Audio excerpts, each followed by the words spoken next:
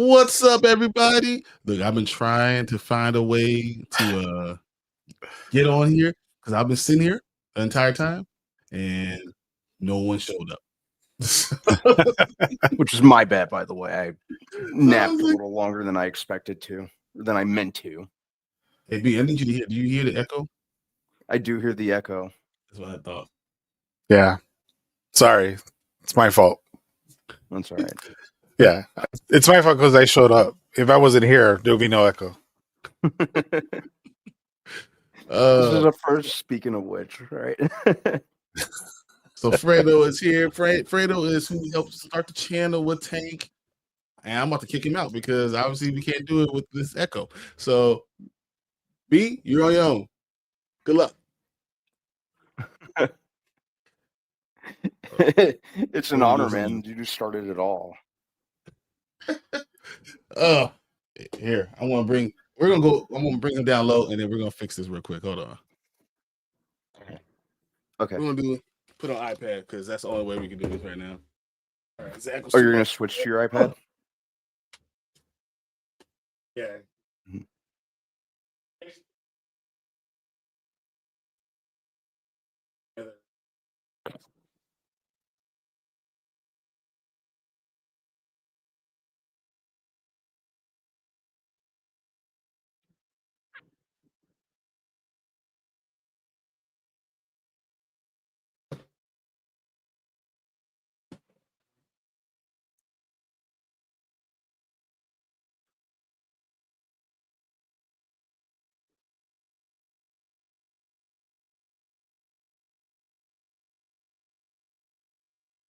All right, what's up? Oh, not too much, buddy. How you doing? Yeah, Mama Bear's happy. It's the Brain Man show. Oh yeah, man. I do see that down there. Yeah. What's up? Let's see everyone in chat. Derpy, I just sent you a message, man. I just sent you a message.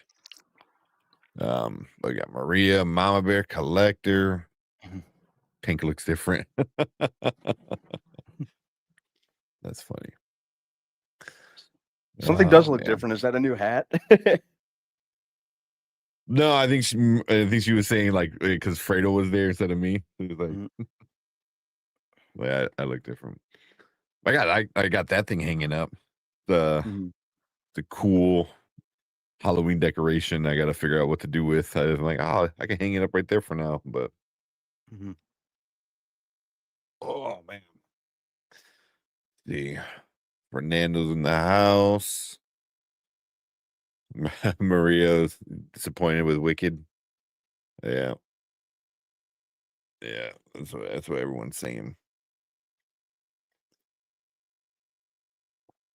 Did I thought it was fine. I didn't It's predictable. Yeah.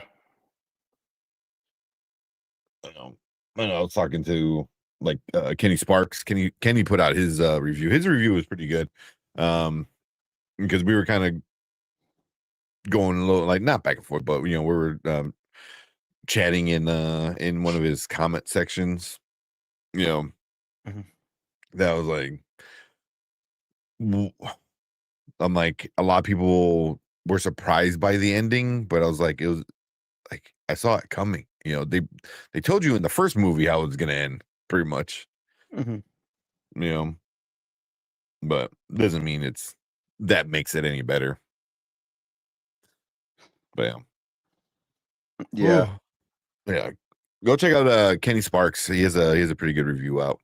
I do agree with him in some extent with I don't want to spoil his review, but obviously he didn't like it either. But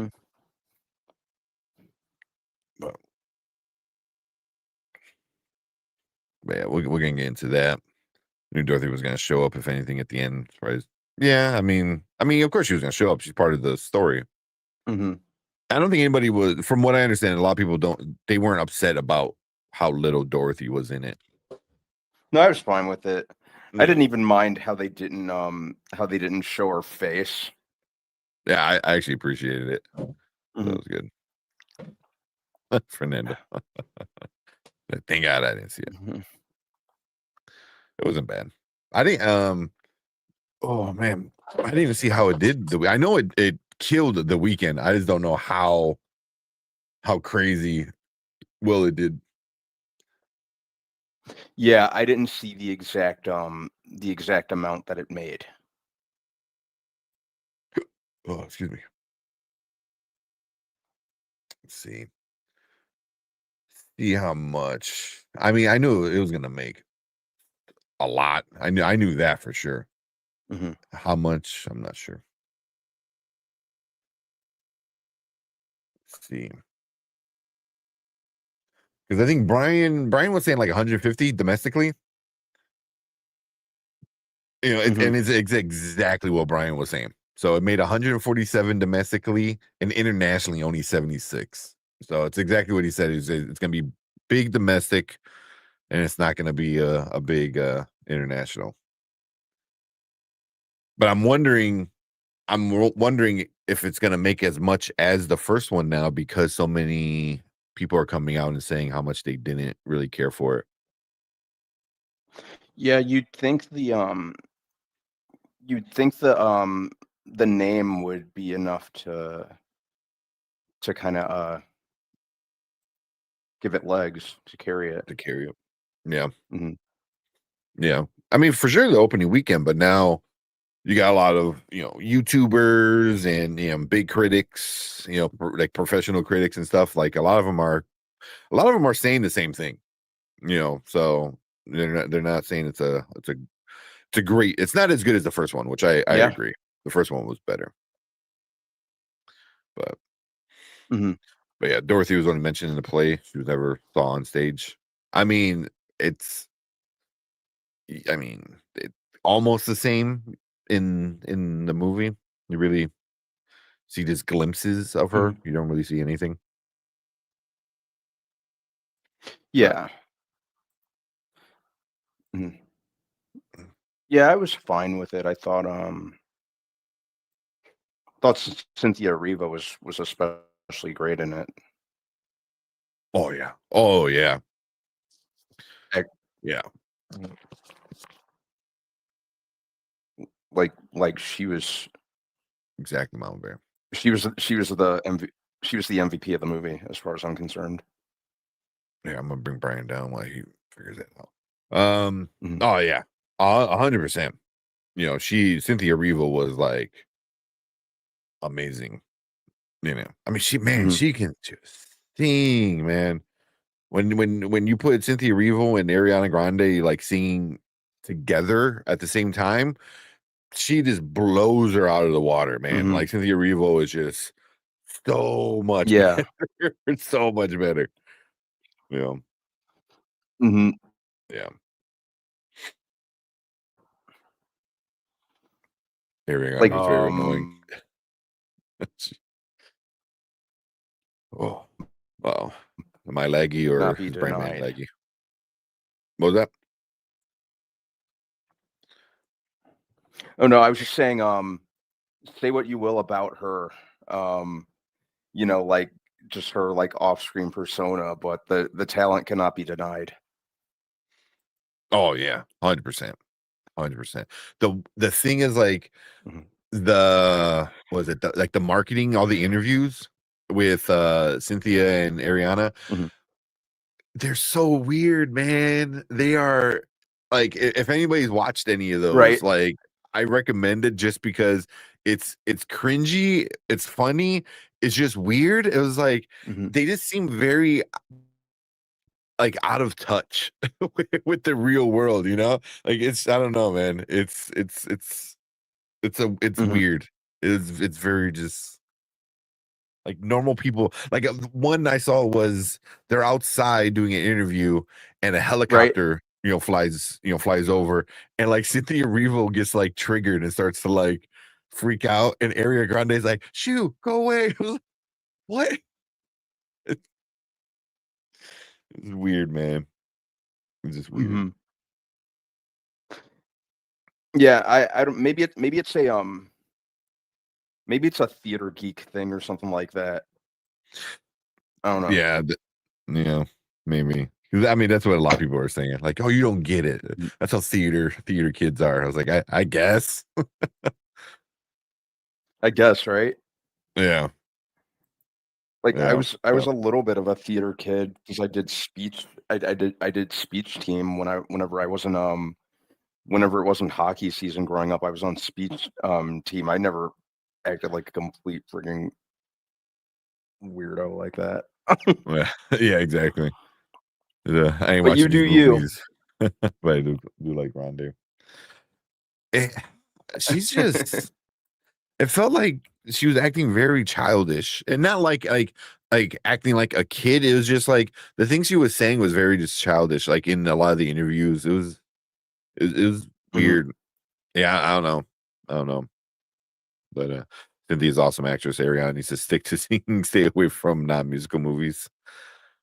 But yeah, I mean, Mhm. I mean, don't get me wrong, she was a good singer, just not at that same level. Mhm. You Yeah. know. Well, she's gonna be in the next Meet the Fockers movie next year. So Is she? It's gonna be interesting. yeah, she's gonna be the title character, the Focker-in-law. Oh, really? I didn't see any like Yeah. trailers or anything for it yet. Mm, There's no because they only just started filming it not too long ago, I think. mm, I know the only thing that they put out was the title reveal a couple months ago, mm, and the cast. And it seems like she's like one of the new cast members, obviously. I mm. know the dude Skylar Gisondo from he played Jimmy Olsen in the new Okay. Superman Uh-huh. is gonna be the Fokker's grown son who's gonna marry this woman or engaged to this woman, played by Ariana Grande. Hmm. That's interesting. And I like that. mhm. Yeah. So I love I love the Meet the Fockers movies, so I'm all for it. Yeah. I think Cool. they're absolutely hilarious. I think I'm guessing Brian isn't like the biggest fan, just Mhm. from previous. But yeah, I mean, they're okay for me. Like, Mhm. I like Ben Stiller as a creative mind. A Mhm. lot of the movies he does, though, I'm just not a fan of. You know, and I know I'm in the minority with that. Mhm. You know, Tropic Thunder was very unique. Mhm. For sure. That one, you know, he did good. Mhm. Um, you know, but behind the camera, he's amazing. You know, but in Yeah. front of the camera, I was like, I still think The Cable Guy was ahead of its time. People were not ready for that movie. the cable guy. Mhm. The cable guy was awesome. It The was. the ca It was before the its Cable time. Guy is great. One of the one of the funniest parts to me is the porno password scene, and Jim Carrey's just getting Matthew Broderick more and more pissed, and Mhm. then Matthew Broderick just finally snaps and punches him. Yeah. The way he punches him is like one of the funniest things. Yeah. And then when he like loses his lisp, Yeah. and then he No, punches that's him. at the end when he punches him and he loses his lisp. Um, but no, he punches him in front of everyone at at the um at the dinner party, Mm. and It's good to know about me. mhm. It's been a long time since I watched Cable Guy. I I don't know watched if it. it's on I don't know if it's on Disney or not Disney Plus, Netflix. Um, but yeah, I used to watch it regularly. Ooh, Fernando's like Ben Stiller is overrated. Something about Mary and Tropic Thunder are the only movies I thought were good. I mean, Ugh. yeah. I mean, something about Mary was all right. You know, for me, you know, it's all the same kind of humor. You know, but Tropic Thunder was very unique. There he is. Can you see me? Yeah. Mhm. No, say Fredo. I see you blinking. Oh, yeah. Well, it's frozen at my end. Oh, they'll kick you out. Try to. Hold on. All right, go for it. Try to figure out a 2-man stream over there. Man, let's see. Especially if he's with Owen Wilson, I'd rather do a home dental surgery.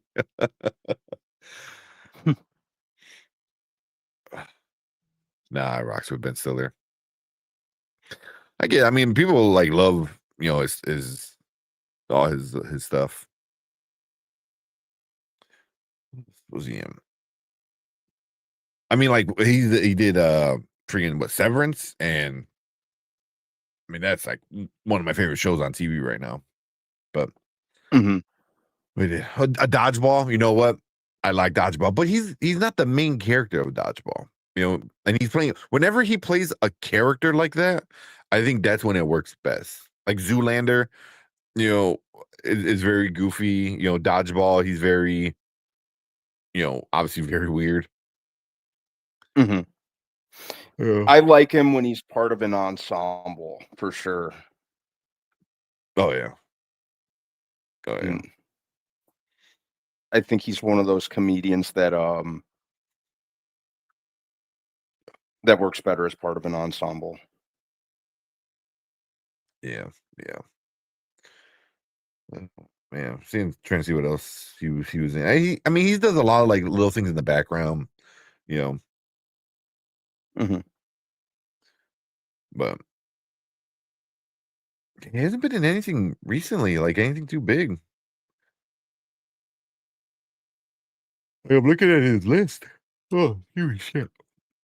you know, like he did a lot of like background stuff. Like he was obviously in Happy Gilmore 2, you know, a very small little role, you know, Hubie Halloween, small little role.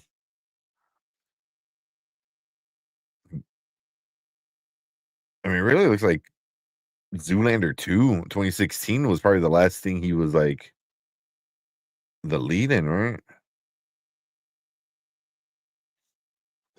I think so. Yeah. You know, not at Zoolander the 2 museum. Zoolander 2 was so disappointing. Oh yeah. And I was actually open to the prospect of a sequel. Because you know him and Hansel like kind of coming back in the modern modeling world. There was a lot that could have been done with that. And they just didn't. Yeah. I mean, like there were a couple of the jokes that landed, but not very many of them, if memory serves me correctly. Yeah. See, out of theater reviews over on Instagram. Instagram doesn't show up on our Streamyard, you know, for whatever reason. But he said he just left the John Campea movie meetup. That's cool. Pretty awesome. But yeah. The Zoolander 2 was just not as good. I want to say it was try-hardy. Yeah. You know, because the first one was just so like just naturally goofy, and I felt like the second one was trying to recapture that. Yeah. But Cable Guy would be irrelevant today. Kinda. You know, the Night at the Museum movies are trash. You might. I don't mind the Night at the Museum movies. Yeah, they were like fun. I liked I liked the first one. Thought the second one was fine. Thought Amy Adams was fun to watch in it. Yeah. The third one, I really, honestly, I don't remember very much about. Oh man, I don't even remember anything about that third. I don't even know if I I don't remember saw the anything third about one. the third one. Oh, I probably watched it all the way through like once. He's doing CC commercials now.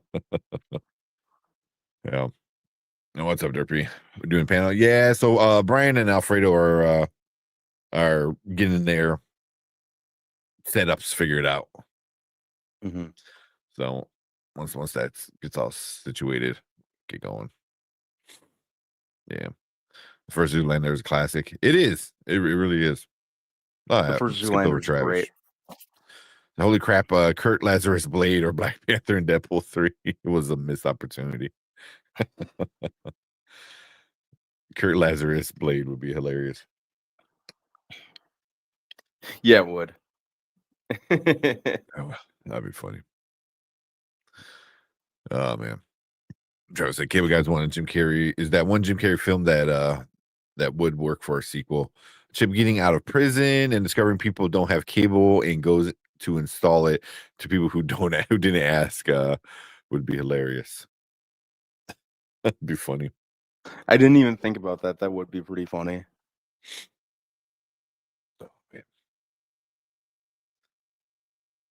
Oh, what's up, Anzo? Oh man, so I know Anzo watches like a lot of the TV stuff he's doing. The It, him, Terrence and Brian. They do like the scene by scene shop, kind of breakdown of each episode for It. And he does a lot of other stuff, From and all that stuff. Here's to anybody, all you guys, including Anzo. Anybody watching that Plorbis yet?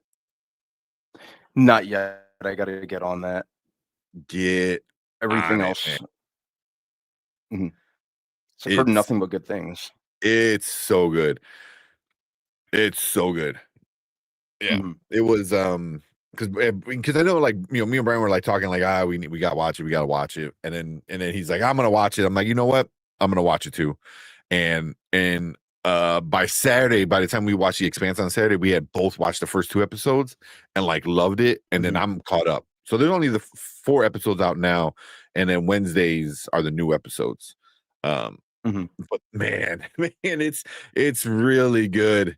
It's really good. It's on not Disney Plus.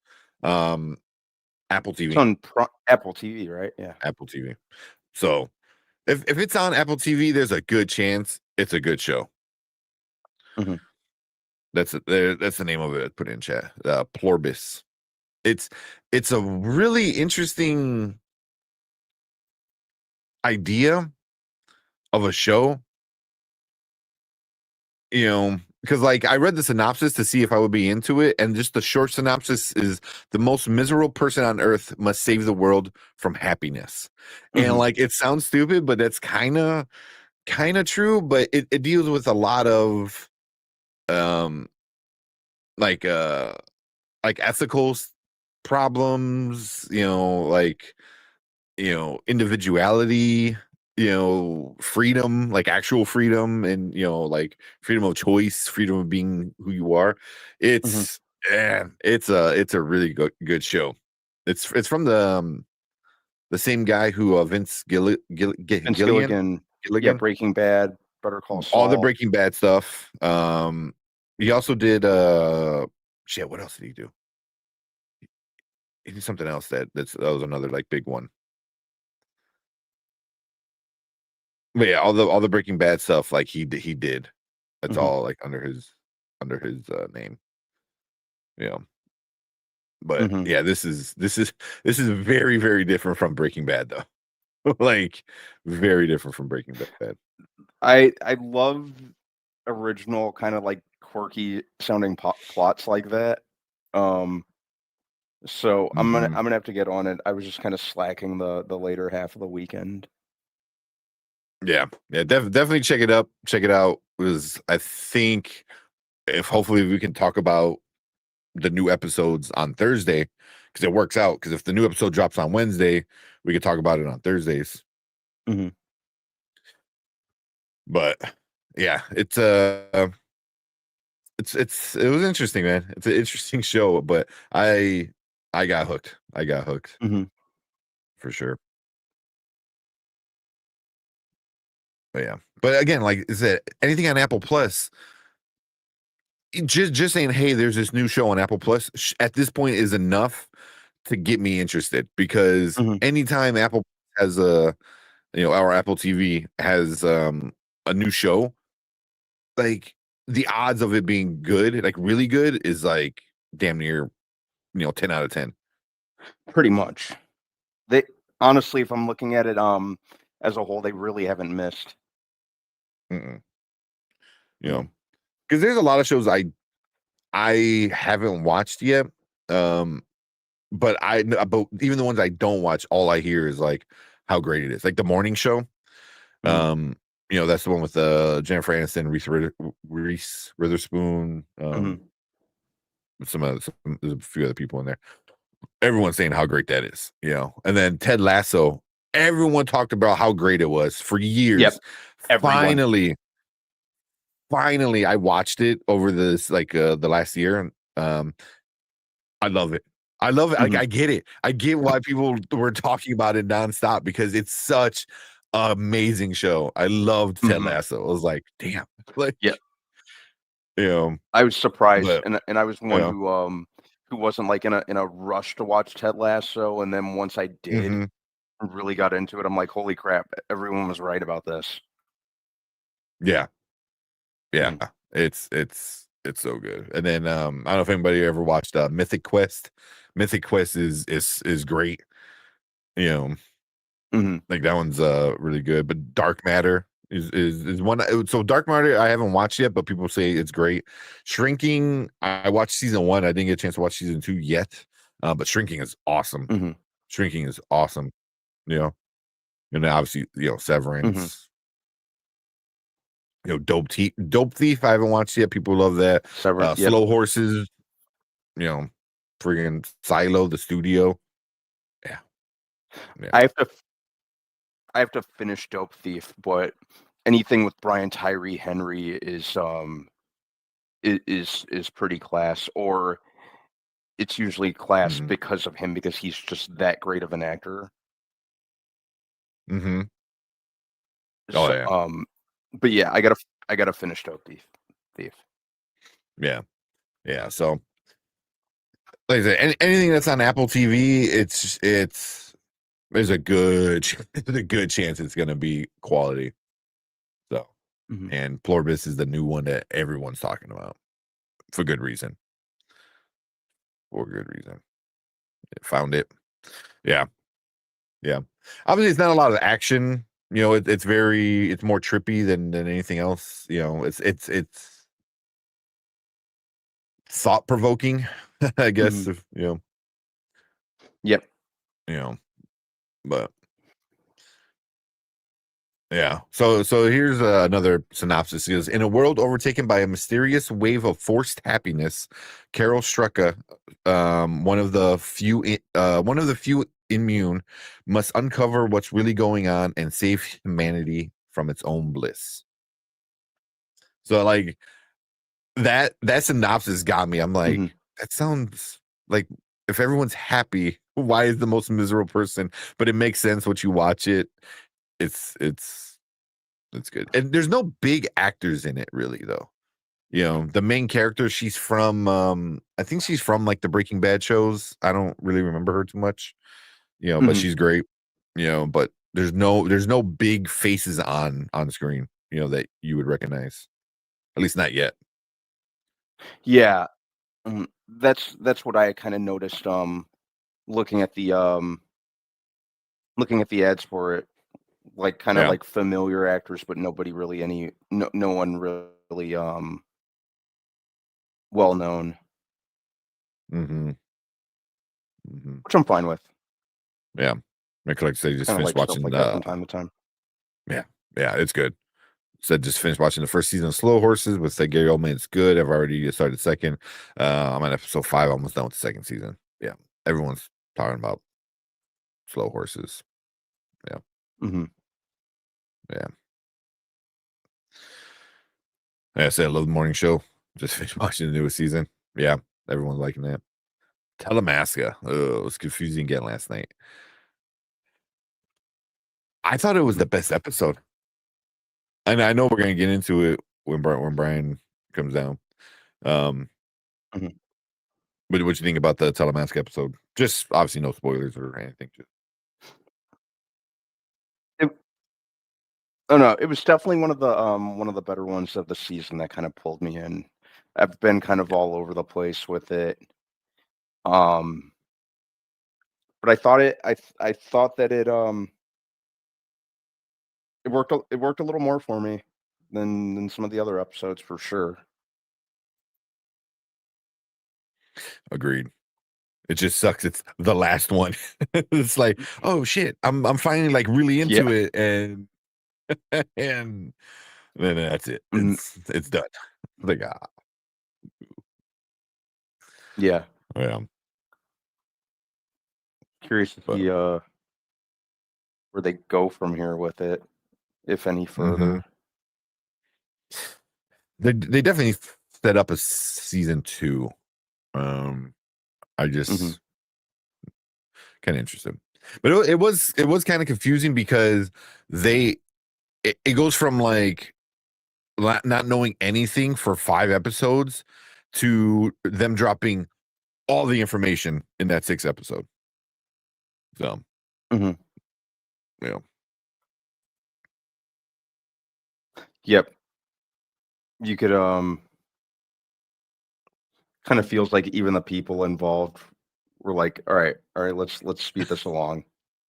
Yeah, like we have to finish finish the story. You know, so Mhm. yeah, they drop everything at once. Oh yeah. Who are we at? Horrible Yep. Bosses 3 is something I think it will really work. The stream movie, given how much more famous all those actors now are on streaming shows. Yeah. Yeah, they're all huge now. I'd watch a third Horrible Bosses. Yeah, they I would all too. yeah, they're all huge. Mhm. Yeah. Yeah, I'd I be would. open to a third season.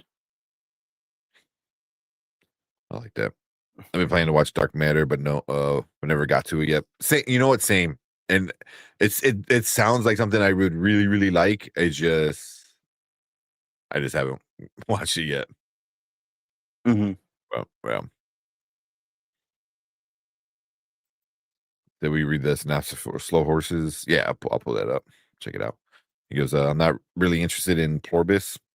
It's really interesting, man. It's really interesting. Like I wasn't sure what I was gonna get just from the synopsis, and it starts off, and it gets really good. I don't know, man. I don't want to spoil, like, because it's right off the bat is like this big kind of surprise, and then it just kind of keeps going, and you keep seeing these people, or person, I should say, kind of like what are you doing? Mm-hmm. But it's legit. It's like, what if the most miserable person is just surrounded by pure happiness? It's like, what would happen? Which on surface level just sounds hilarious on paper. Yeah. Yeah. I mean, because there's a lot of funny parts to it. There's a lot of like cool parts to it. But there's a lot of like real deep kind of like questions you start, asking yourself as you're watching it, like, but yeah, it's pretty cool. It's pretty cool. Mhm. Maybe I'll give the first episode a try.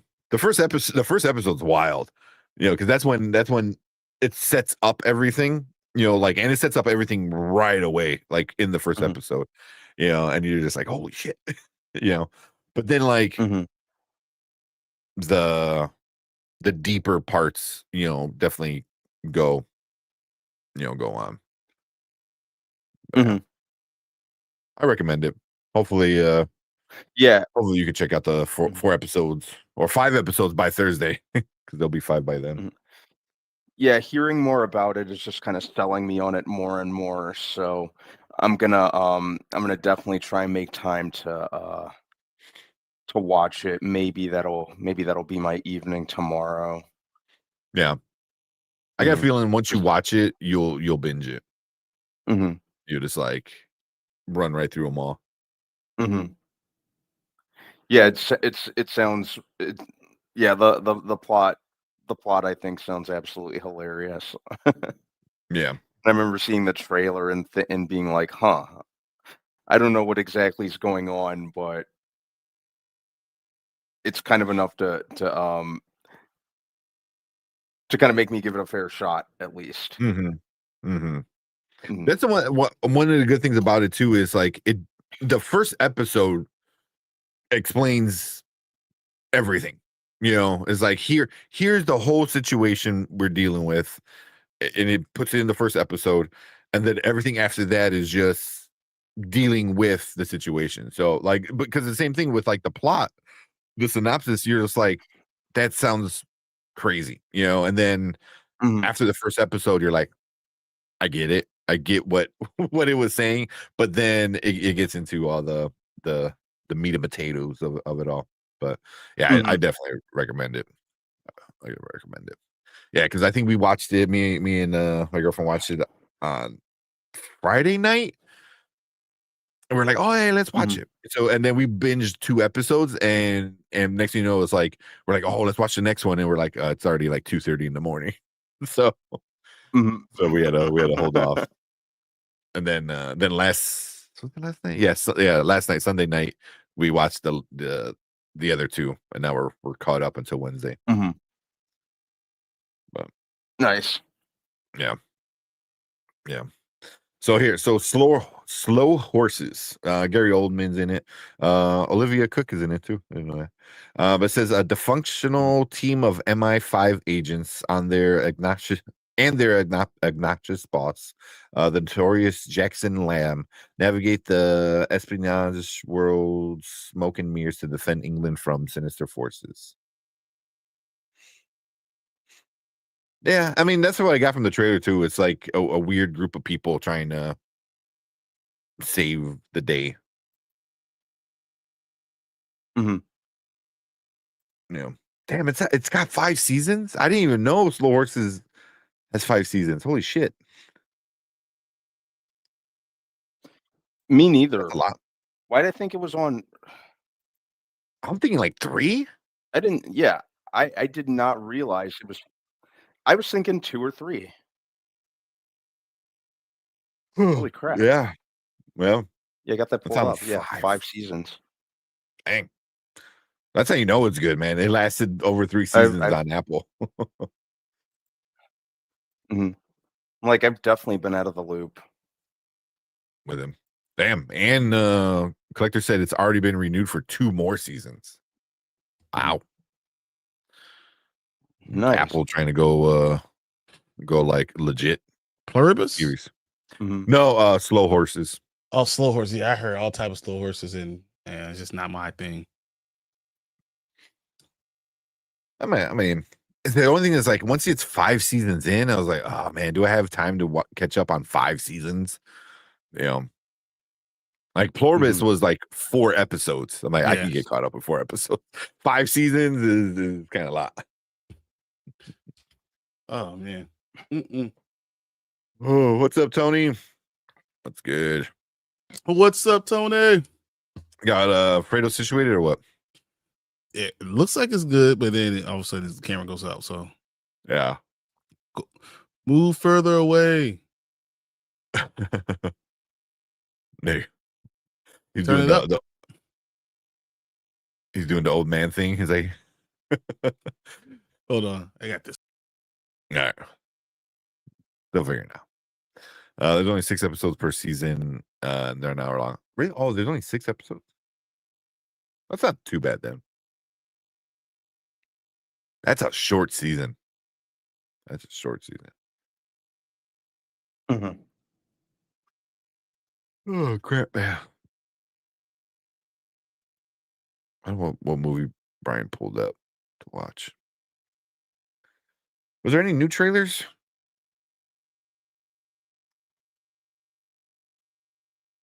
I'm not sure. I haven't seen any new ones. You know, I don't think I've seen any new trailers.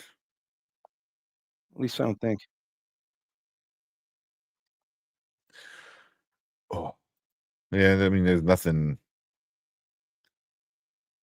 that we, I guess a lot of people are kind of liking that Hoppers, where we're all like, about. Like a lot of people are like, oh, it looks cool, it looks Mhm. cute. I was like, okay.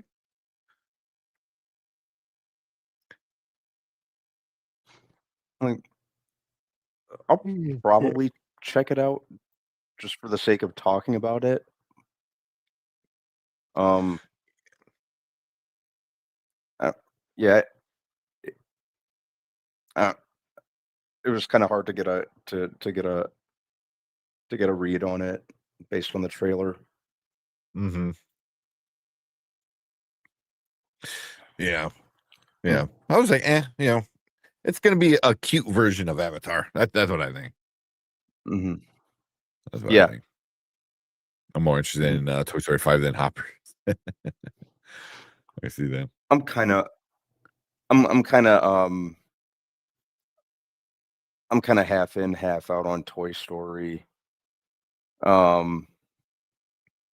would have been fine with it if they just ended it at the 3rd movie, if I'm being honest, now that it sinks in. Sometimes you just need to let certain storylines end. Yeah. I guarantee it. Guarantee we're getting a 6th movie. Because I'm calling it now. Yeah. I'm calling it now. The end of the 6th movie is somehow the toys are going back to Andy. For Andy's kid or kids. I was thinking the same exact thing. To be completely honest, I could absolutely see that happening. Yeah, then I think it's the perfect time. Like, leave it. It's done. They're back home. They're back with Andy. Like, Andy Jr. or whatever. whatever they decide to do. But no, like you gotta like leave that alone. If once the kid or the toys go back with Andy, that's it. Don't touch it. But you know how Disney is.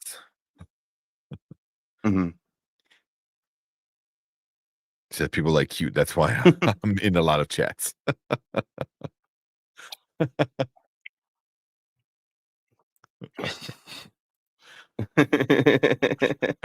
May bring me a choke. I definitely think they need I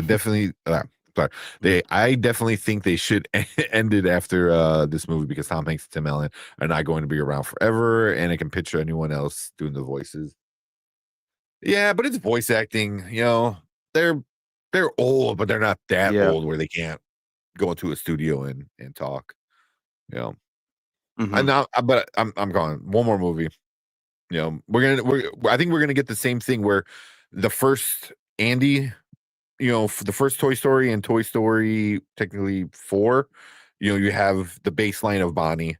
You know, Toy Story 2, this Toy Story, a small couple year time jump, and then Toy Story 3 and Toy Story 6 is where it's going to be the bigger time jump. You know, that's what I think. It's going to follow the same kind of like logic when it comes to like, see that. Yeah. So I did see because I have a kid who's the leapfrog age, you know, and this new one's she's using LilyPad, which is a leapfrog, and the leapfrog Instagram account like reposted the picture, and I was like, hey, next time tag us. You know, so I thought that was like funny. Like playing along with it. Making him choke. Jingle while reading my comments. Is it recommended? Tony said, I don't even watch animated films like that anymore. I feel like I kind of outgrew them. Yeah. I mean, we were kids when the first one came out. I do too. I'm a giant kid anyway. I think I did it. Yeah. All right. 1, 2, 3. All right. Does it work? I hear you. Can you hear me? Yeah, I can hear you. Yeah. About time. No echo. All right, so that's all the time we have today. I know, right? Oh man, how you feeling, Fredo? I'm feeling better, man. A little sore. My life has been really difficult the last month and a half. But I'm good spirits. I'm keeping up. I'm being positive. There you go. That's thing for, you know, all the support, which is great. And friends. Awesome. Ain't that about nothing? See, you know what? So what happened was, so I did put on my computer. It was working fine, but it was an echo, right? So I moved the computer over to my other desk over there, right? The computer stopped working. Okay, so I have that computer that stopped working. Next, so then I moved this computer over there. It no longer will connect to the monitors. I've never seen anything like this before in my life. I have no idea. I don't know. I just wanted to hear. We've been trying to get this going, and I've streamed on this thing. Yeah, no, you. Yeah. Oh no, you and your dad done? Yep. Just me and my dad. We just did one just yesterday. Yeah. And now this is not working. So I don't know. I have no idea. I have no idea. I would say you can, if you have an extra camera, you can just set up a second camera on your computer and another mic. I don't know if you have another mic, and you could put them both in your mixer. So even put it in the mixer, it was still bleeding over on the sound because one mic is a professional one, the other one's not as a non-professional one, so it bleeds over. I have no problem with mine because there's no bleeding over on mine. Mm-hmm. So he's gonna go over there and figure out what's going on, and let's just go ahead and get all this stuff started. Man, sorry. Technology, man, especially with streaming, man. It's a million things go wrong. Yeah. Yeah. Yeah, nice. Sorry. We said nice to meet you for 5 seconds. That's how it was going. I mean, without Fredo, I wouldn't have met Tank. I wouldn't have got on the show. We wouldn't have any of this stuff. So like, he's literally the reason why any of us are on right now. So that sucks. Yeah. See how long? Because me and Alfredo started the podcast, the show. It wasn't even called Nerd Huddle. It wasn't even called Spoiler Kings. They had a whole different name. Friends? Did we just become best friends?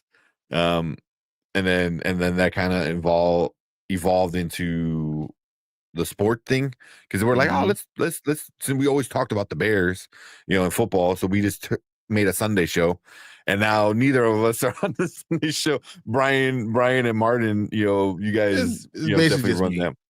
I mean, yeah. I'll be sitting there like, all right, is anyone gonna come on? Nah, I'm okay. Yeah. Let's go. Hit play. So I logged in to see when our first episode was. Our first ever time hosting anything was me and Alfredo, January 7th of 2019. Wow. So six years ago, almost 7 years ago. That's crazy. We had 12 views and 2 likes, and I'm pretty sure they were both me. My goodness. Man. Yeah. We talked about like movies, and we talked about like our 5th episode was Avengers Infinity War. Wow. Yeah, that was our 5th. We were talking about that. We did yeah. Then we started talking about sports, and then we started doing a sport, one, and then we turned that into a Sunday show, and then the Sunday show evolved into its own thing, and then that's how Brian came along, as a sports guy at first. Yay, sports. Who knew I was this much of a nerd? Yeah. I think it all started because I remember you were on, I think you were, oh man, I don't know where you were, but you had a Black Panther poster, like a comic book poster behind you. Yeah. You still have, yeah. It was that one. Yeah, I think you were like in your kitchen or somewhere in your dining room or something like that, or but you were like just on your laptop or on your phone or something at that time. Yep. And then it turned into like, oh, you're into comics, and then then game over after that. Like, comics. Yeah. Like, let me show you 6,000 of them. Yeah. Who would have thought, man? Freaking damn near 7 years later, man. We're doing multiple channels. Yep.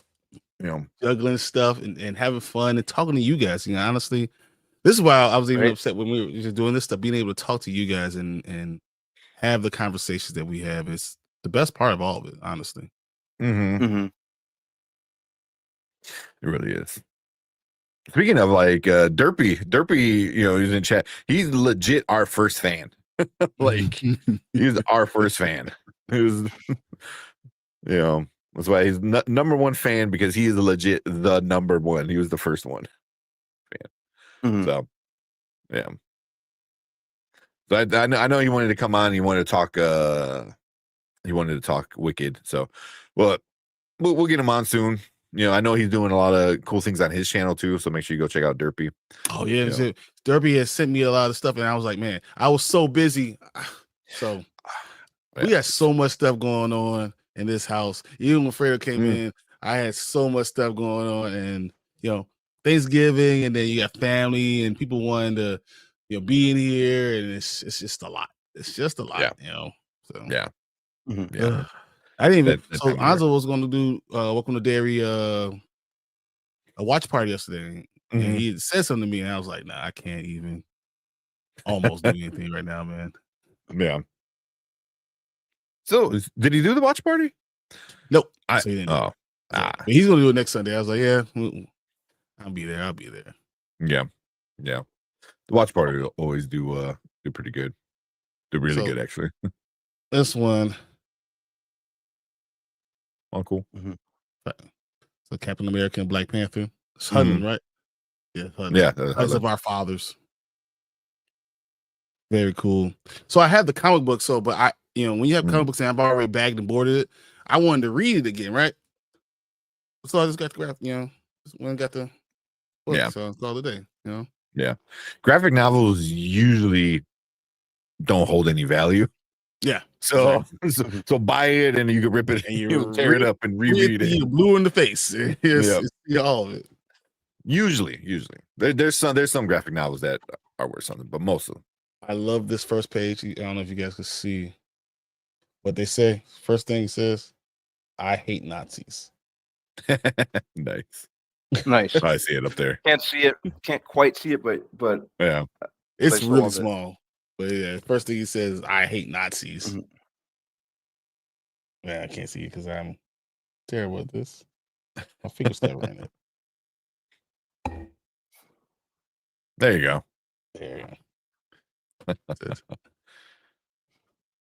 Oh, that's funny. I feel like it's something that's constantly being brought around in comic books right now a lot. Like, hey, don't forget we don't like fascism. Exactly. Despite what some of our previous creators said. Yeah, and sometimes seems like it was happening anyway. Especially with America, man. Dude, going to other countries and telling you're American is real tough. Okay. Yep. Let's try this with Fredo now. One more time. Bring me. There we go. Guys, hear me good? Yep. You're real This good. works. Look at this. I mean, it sounds good now. You look good. Okay, let's just go. Yeah. What are you on a phone now or Yeah. So that the last device resort. getting smaller? Yes. We have to go smaller. We went from 3 monitors to 2 monitors to 1 monitor to iPad, now to a phone. Yeah, that's a phone. If this doesn't work, I'm quitting. That's it. I'm retiring. It's a sign. It's a sign. That's all. No, Yeah, we're fine. get We're to good work. now. And now we get to talk about Wicked. I didn't hear everything you guys said, but man, I have some thoughts. That's thoughts. The fathers for the king. Actually, he's the godfather of all of it. This guy and this guy. I used to see them streaming with this fake white wall. It looked terrible. I was like, look at you guys. Yeah, it was bad. It The was biggest surprise. one mic between the two of us. You remember that? Yeah. We used to clap like 1, 2, 3. We clapped, and then we started. One mic, one little phone. Mm-hmm. Because I would have the audio separate from the video, so when I put it together and edit, I had to sync them, so the clap would be the sync. Yeah. That's awesome. Oh my god. Yeah, that was a long time ago, man. That was a long time ago. January 7th, 2019. That was when we posted the first time. That's 7 years, almost 7 years. Almost 7 years. Wow. What was the first? Was it? It wasn't Endgame, was it? No, Infinity War. it was Infinity War. Yeah. I'll have to go back and watch what we talked about. I know we talked about video games in like the second episode or something like that. But Right. Yeah. Long time ago. Oh, you guys are awesome. Yeah. Thank you for putting these guys together. You actually did, though. I mean, you really got to think about it. You did. Yeah. Yeah, it was all Kramer's idea, and he just convinced me. I'm like, all right, I got nothing else to do. So that's how it all started. I just took out my hair, and it is really, really long. It is killing me right now. Like Heavy. If I could show you the back of it, it's like down the middle of my back. It's crazy. I'm cutting Go this ahead. off. Do the Galinda whip.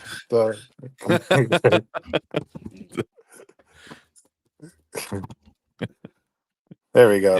Yeah, Galinda. Like Galinda.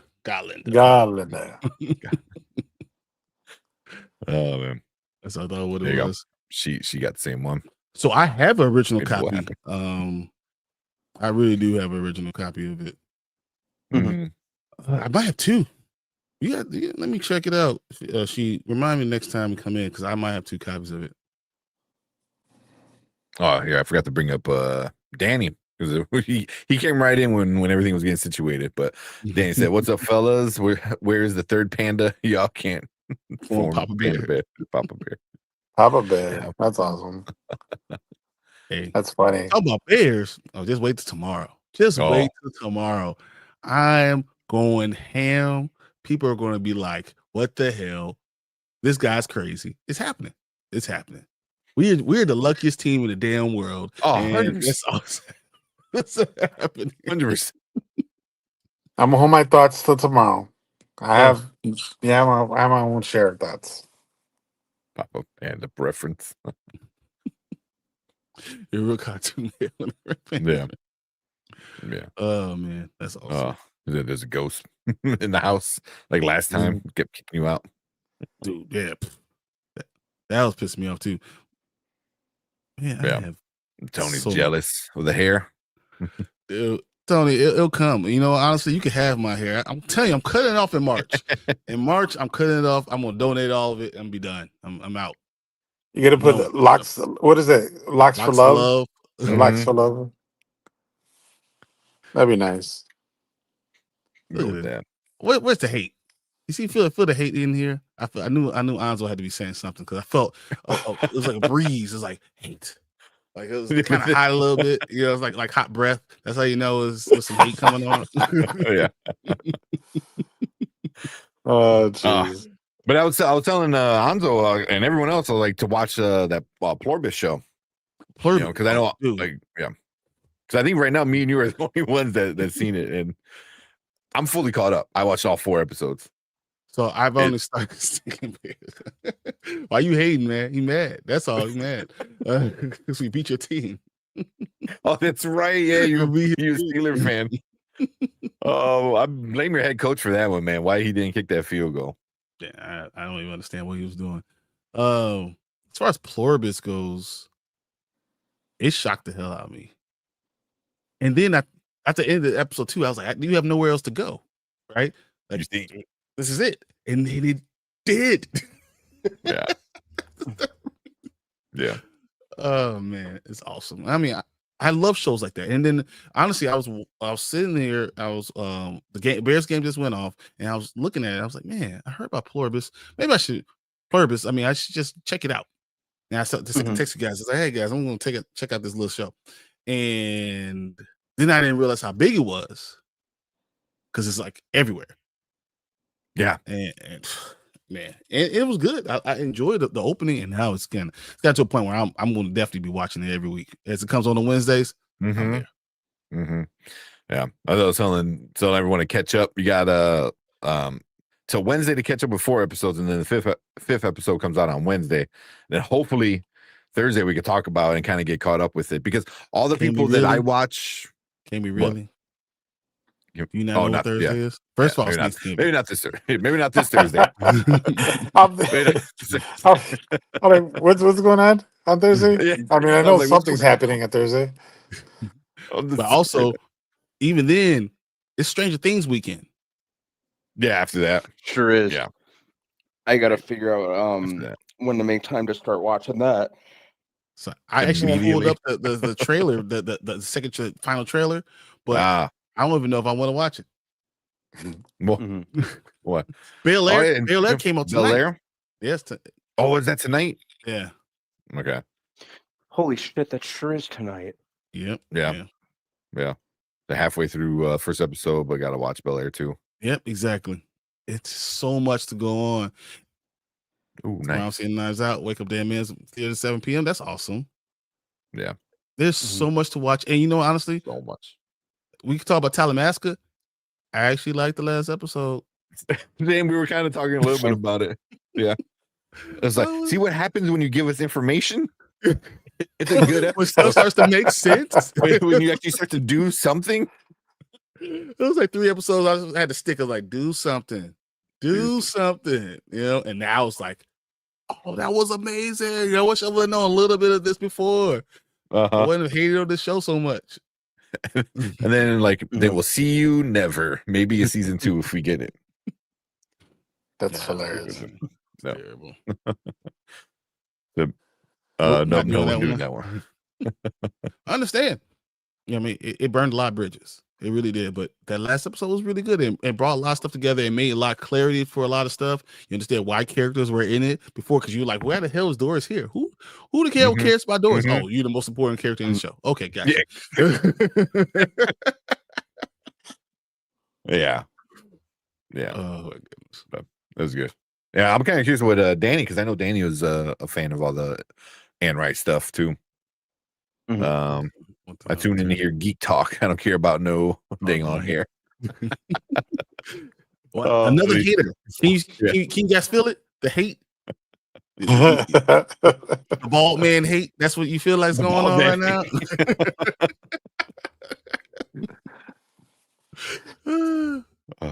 That's funny.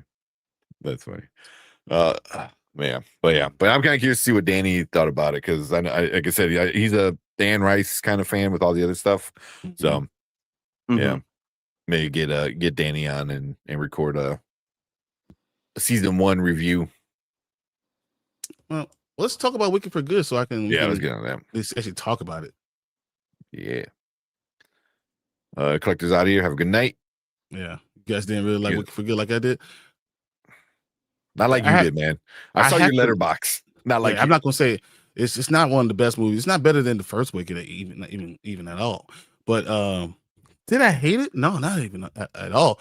There are parts of it that I really didn't like. Parts, and Same. I almost feel like you could take that part out, do the rest of the movie, and it'll be excellent. Because there are other parts of it that I'm like emotional for. Like I'm like, man, this is good. This makes sense. I like what you did. Yeah, I think the Dorothy thing was underwhelming. Well, we could get into this whole thing. We can get into this later. There's no need for me to just tell you what I'm thinking. Right into it. I'm pulling up all the stuff real quick. Box office and Rotten Tomatoes. Well, what about the Dorothy thing you didn't like?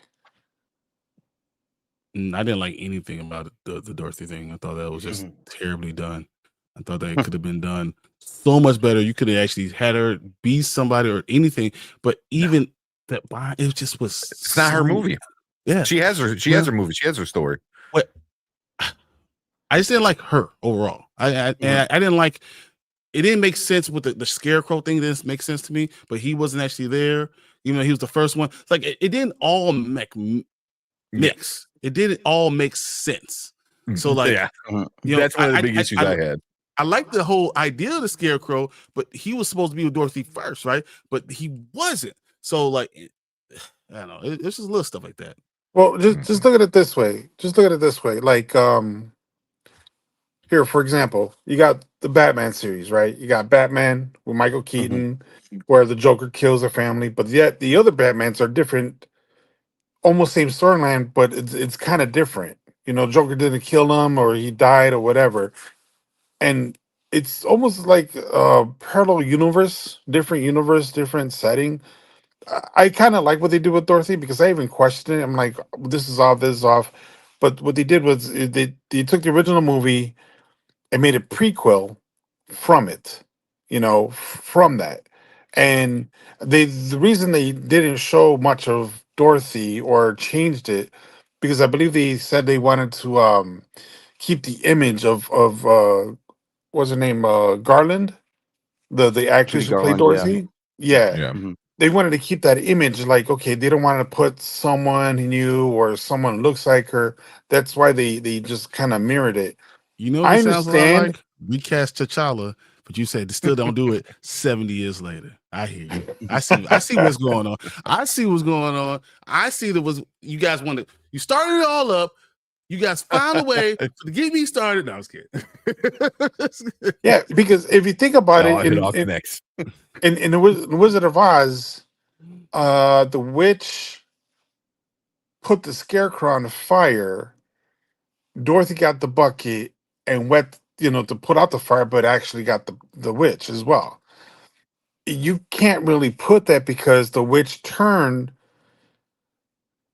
No, What's but the I have guy's no name? problem with I Fiero. don't even have a problem with that. Those are details. I have a problem with the scarecrow wasn't there at all.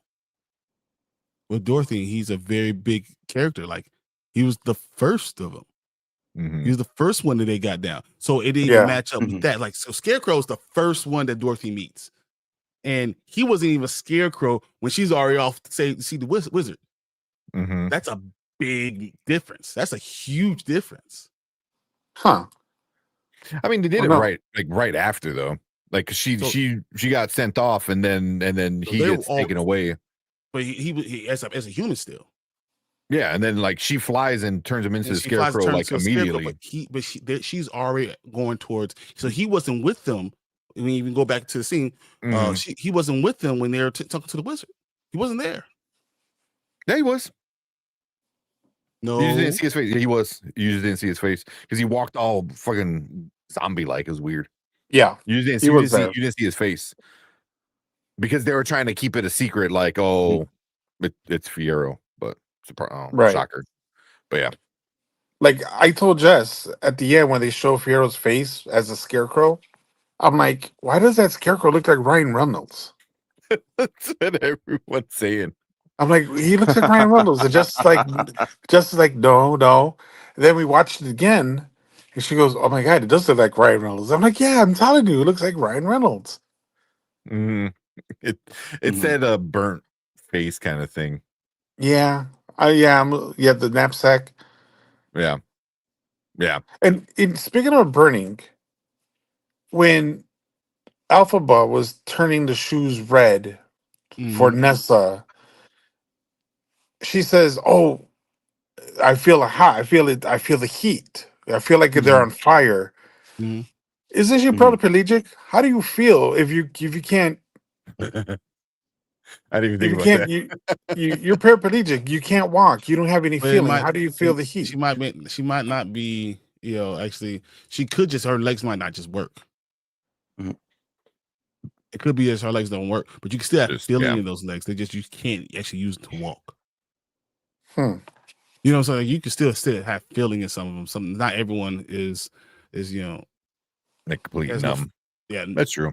from the waist down. Not everyone is that way.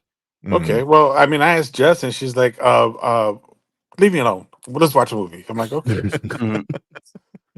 all That's right, funny. cool. Let's just watch." I didn't even think about that.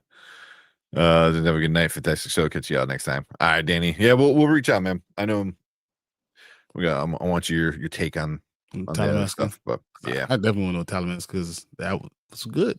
It was really Yeah. good. Clark said, I absolutely hate the original. Really? You hate the original Wizard of Oz? Wow. But I love the Wicked movies, and those will be the Wizard of Oz movie things I watch. Okay. Yeah. Clark said, I even did a short review, and I've only had one done, not very many views though. He's not Okay, done well, with me. so I- make sure you guys go check out. I think But Cynthia yeah. Erivo is amazing. So, but we're not even talking about it. So Yeah. I'm trying to shut up. Yeah, we'll get into it. We'll get into it. Oh man. Do you guys like musicals?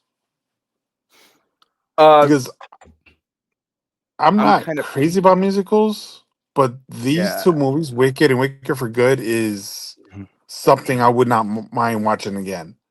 Mhm. Oh, Yeah, You know, I'm kind of go ahead, man. Sorry. no, you're fine. No, I'm kind of picky when it comes to musicals, but there are a handful of them that I do like. Wicked being one of them. I do like Mamma Mia.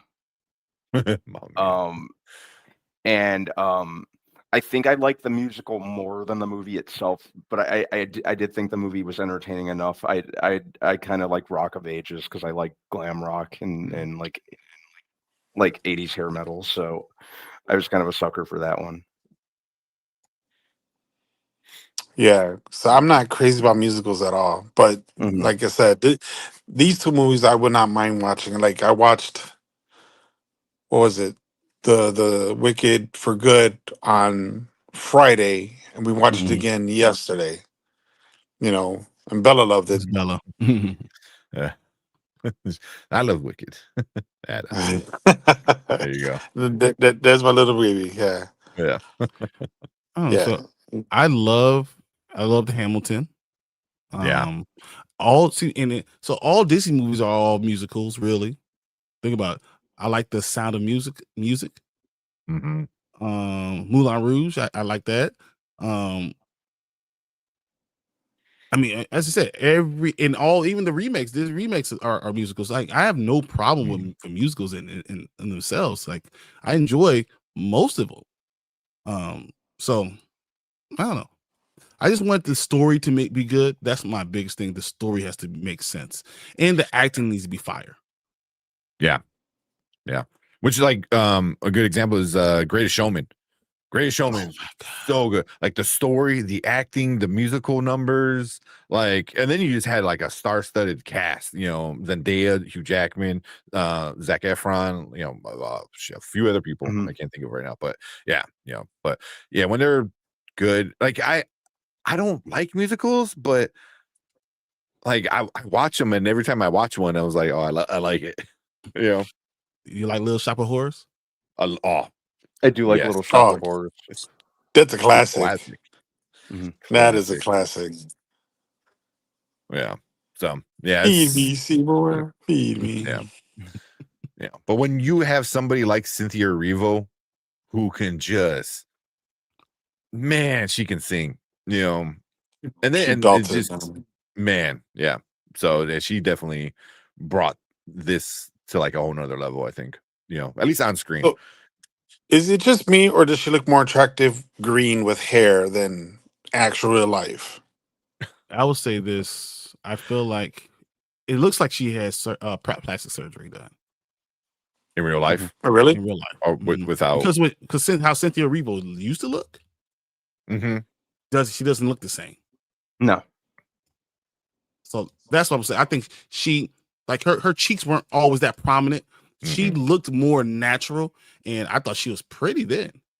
So that's just me. But yeah, like go ahead, Kramer. So I don't like commenting on like bodies, especially like women's bodies, but like for me, like Cynthia in the movie looked fine. Outside the movie, you could tell, like, I don't know, she has like the Hollywood thing of being too skinny. I hate that. Ariana Grande, I don't want to put this in the review, that's why I'm saying it before we do the actual review. Ariana Grande was so tiny, was so small that she had a form-fitting dress on, right?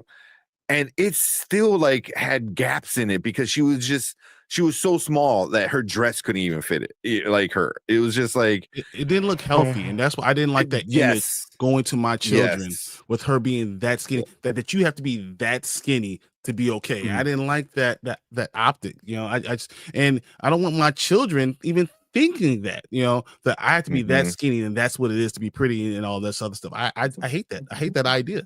That's not what it is. And you don't have to be 86 pounds to be pretty. And I just don't like it. Yeah. I mean, every time, like, especially with Ariana, is like every time she sang, like, because obviously, take a deep breath. Man, she took that deep breath before, she like, went on like, a big note or whatever. And you saw like her ribs and like all because like she took that big deep breath and she's so skinny. It's like, damn, man, like I watched your lungs get filled. They're like she wasn't that skinny before. She wasn't. She was. I don't say quote unquote normal, but she was not this skinny, But I'm like, Mama Bear says that Ozempic trend, man. But it also could be a problem. It could be something that she's battling. As far as Could be. I need to be skinnier. I need to be smaller, and that's so. Especially it's in hard, Hollywood. Because everyone's gonna tell you need to be smaller. You need to be smaller. You need to be smaller. So hearing that all the time, I just hate that being the trend and everyone, feeling that certain type of way. And I hate my girls thinking about that. I don't want them thinking that way. I want them to know that you're perfect the way you are. But if you're doing a job and you need to be skinny, that's whatever. But that there's a healthy skinny, and she was there already. Yeah. I don't know. It's hard. Yeah. It's super popular in the 90s in fashion. Weight shouldn't be a trend like that. Yeah. But I mean, that was something I wanted to bring up. I didn't want to put it in the review because, let four guys say this women looks weird, but it's not because it looks weird, especially these two guys down here, they have daughters, and like Brian said, it's this unattainable kind of thing where only Hollywood actresses really can get that done because one, they have the money, and then the Ozempic thing, and then that's something you could tell right away. Sunken eyes, the sunken in cheeks, you'll see a lot of that with these actors and stuff. When you start looking like Al Roker, then you're on something. Yeah. No, but I don't like you looking like a skeleton, and I don't want that to be the idea of what beauty is, because like big heads. Ariana Grande was beautiful before. Like, I don't know if anyone remember. Like, she was already beautiful, and she was skinny, and she was small, and that's fine. And all those things are fine. Yeah. Yeah.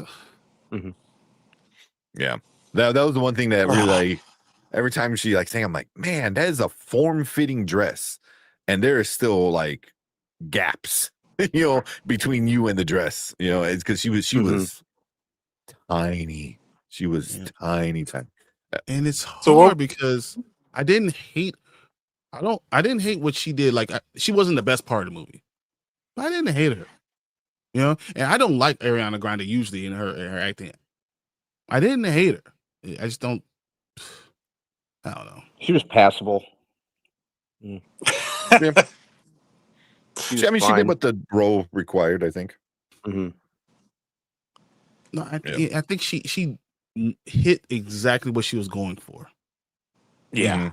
I think she hit exactly what she was going for, but it's distracting a little bit. I think the idea that you're that small and that's distracting some from a little bit of what is actually going on the screen. But yeah. Let's just review the movie overall. So let's just. She goes back to hanging out with female rappers. I mean, she's been in showbiz. Her parents in showbiz. I mean, she has it her entire life. Yeah, for a long time. All right, let's get into it. Officially get into it. That was just a warm up. Oh wow. Yeah, right. Yeah. Tell me what you really feel, man. All right, let's officially get it going. All right, what is up? Welcome to Spoiler Kings. My name is Stan Kramer, Brandon over here, Brian the Grizzly, and we got Alfredo Panda Bear with us. What's up, everyone? Appreciate you guys coming in, hanging out with us. But we are going to talk about and review the sequel, Wicked for Good. Just came out this weekend. The big blockbuster, as Brian predicted perfectly. With that, there's a lot of money being spent on that boy. A quarter of $1 billion. Yeah, in one weekend. Yeah, $250 million in 1 weekend. What the hell? Yeah. So yeah, we'll talk some box office at the end. We'll talk some Rotten Tomatoes at the end. But we're gonna get to our likes, our dislikes, our ratings as well. But before we get into that, Brian, you got a quick rundown of what this sequel is about? Definitely. Now demonized as the Wicked Witch of the West, Alfalba lives in exile in the Ozian Forest, while Glenda resides at the Palace of Emerald City, reveling in the perks of fame and popularity. As an angry mob rises against the Wicked Witch, she'll need to reunite with Glenda to transform herself and all of Oz for good. Yeah. Did she retransform herself to good? Like she yeah. was always good, right? yeah. Wait till we get to my negatives. Never talk about that. No, yeah, no. Even that what you're portraying and what the images you're saying. So yeah, we'll start off with our likes. We'll go Brandman, Fredo, Brian, and me. We'll go around the horn. So Brandman, what you like about the Wicked for Good? I think my favorite thing about this one was Cynthia Erivo herself. This was, as far as I'm concerned, she was the MVP of the movie. I think if not for her, a lot of this wouldn't have worked. You know, and say whatever you want about her, eccentricities, but when it comes to acting and singing, you can't really deny her talent. Really, like she stood out. I thought that the set design, a lot of the props, the CG worked. It really kind of had that it maintained that whimsical feel that the first one had. That kind of worked. I thought that those were like my things. I liked the tone it set kind of right out of the gate. And the music, I kind of felt you know what, I'm gonna save that for a couple minutes, but yeah, those were like my main things that worked. Okay. What about you, Alfredo? What you like about it? I almost agree with what Brandman says. I really like the costume design, the setting, the whole graphics and all that. It was really nice, really good. Um, I really like how they Cynthia was really, really good. Was it Cynthia Erivo? Was it? Yeah, She was really good, and she was actually the blockbuster of it, which is wicked. It's talking a story about what happened behind the scenes and why what happened. I like the acting. Like once again, I don't like musicals, but this is one movie I saw twice in 3 days with my family. My daughter, my wife, they both love it, and same thing with Wicked. I watched it when I first saw it. I'm like, okay, yeah, it's a musical, whatever. But then the more I think about it, and the more I watched it, I'm like, okay, I can mess with it. I can't wait for part two. And this is someone that is like, I don't like musicals at all, you know. Um, yeah, I mean, I think everything from Jeff Goldblum to the Flying Monkeys, the CGI was great. I was kind of looking when we watched the movie the second time. I was kind of looking if there's a little quirks or miscues, something like was it Mark Ruffalo when he was in the Iron Man suit, with the small head and nothing matched up or something like that. Yeah. Like bad I was CGI looking kind of for thing. I was looking for little things like that, but I didn't see any. So they did a great job with it. The storyline was awesome. Yes, it didn't match up to what we grew up on in Wizard of Oz. I understand that, but it's it still works out for me. Yeah. Okay. What about you, Brian?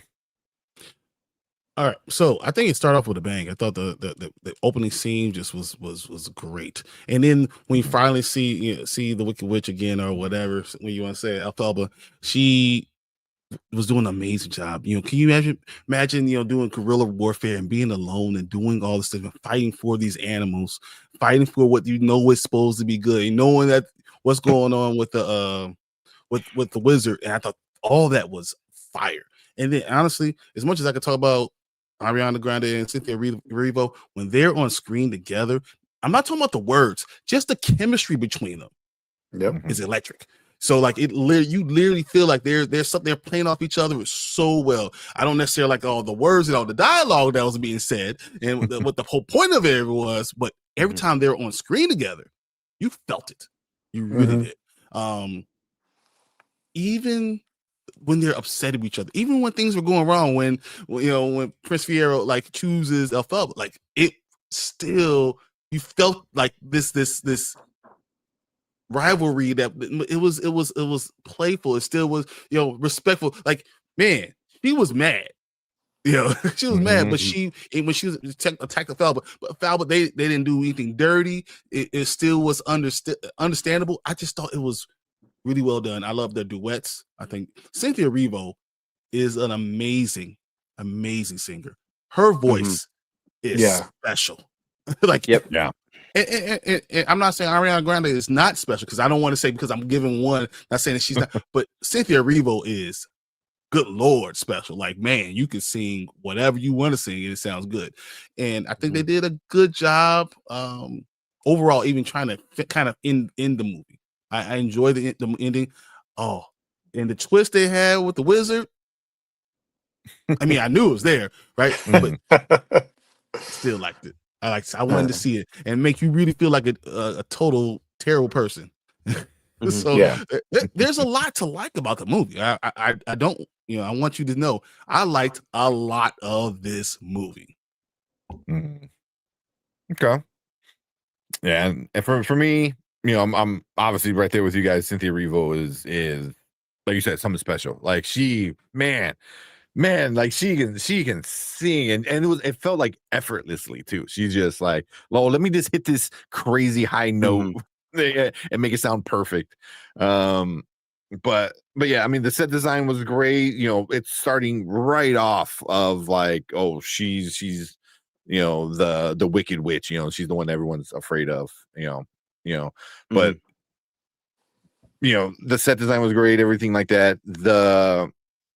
I really, really liked the Wizard song, which Jeff Goldblum was like, They Call Me Wonderful or whatever. I don't know the name of it, but that one. Oh, because I'm like, oh shit, this is real life. Like, fucking, this is a song Trump can sing and it would make sense. Like legit. Like oh shit. Because it took like real, and then also him being from our world, makes sense too, because he's he's like a grifter politician, or he was a grifter. I don't know if he was a politician, and he was a grifter magician or whatever. He was making politics, man. He was making politics. He was 100% was, So yeah, but Jeff Goldblum was fun in this one, being the bad guy. He's always a very entertaining villain. Was he really the bad guy? Was he the main bad guy? No, I think it was. No, he wasn't the main villain. It was that girl, Madame Morble, I believe. Yeah, Madame Morble. Yeah, she was definitely bad. Yeah, Michelle Yeoh's character. Michelle Yeoh, exactly saying. Yeah. That's what I said. Yeah. But yeah. I mean, aesthetically, it was exactly what I expected, and Cynthia and even Ariana was really great at singing too. It's like, but like you said, like them together on screen was so great. Like, they played off each other very well. Yeah, you could tell all those cringy interviews they did together, and the marketing is like, okay, like they learned how to really go off one another. Yeah, highly recommend to watch some of those interviews, because man, you'll laugh. Prepare to cringe. Yep. Yep. Oh man. Yeah. Cool. I think that's about it for our likes. Let's jump right into our negatives. Some of the issues we had with it. I'm sure this is gonna be a lot longer of a segment. Brandman, what you not like about this movie? A lot of it felt flat. I think that the pacing wasn't as good as the first movie. Yeah, it felt a lot longer than it really was. Yeah. Unfortunately, there were parts where it dragged, it couldn't like figure out where it wanted to go, and as a result, like the movie itself suffered. If Isn't that that makes sense. weird for something to drag and be rushed? Right? Yeah. That's very weird. You know, like, ugh. Yeah, it just didn't have as much focus as the first one did, I thought. Mhm. I thought that yeah, some of the stuff with like Dorothy and the rest of the characters from the Wizard of Oz, it almost felt just kind of squeezed in there with not enough context. Yeah, it just lacked focus and direction for me. Yeah. Mhm. Okay. Anything else? What about it? Those were that was my main thing. I just kind of kept getting distracted and kind of taken out of it by the way that it happened to drag at times. Mm-hmm. Or what parts do you Okay. think it was dragging?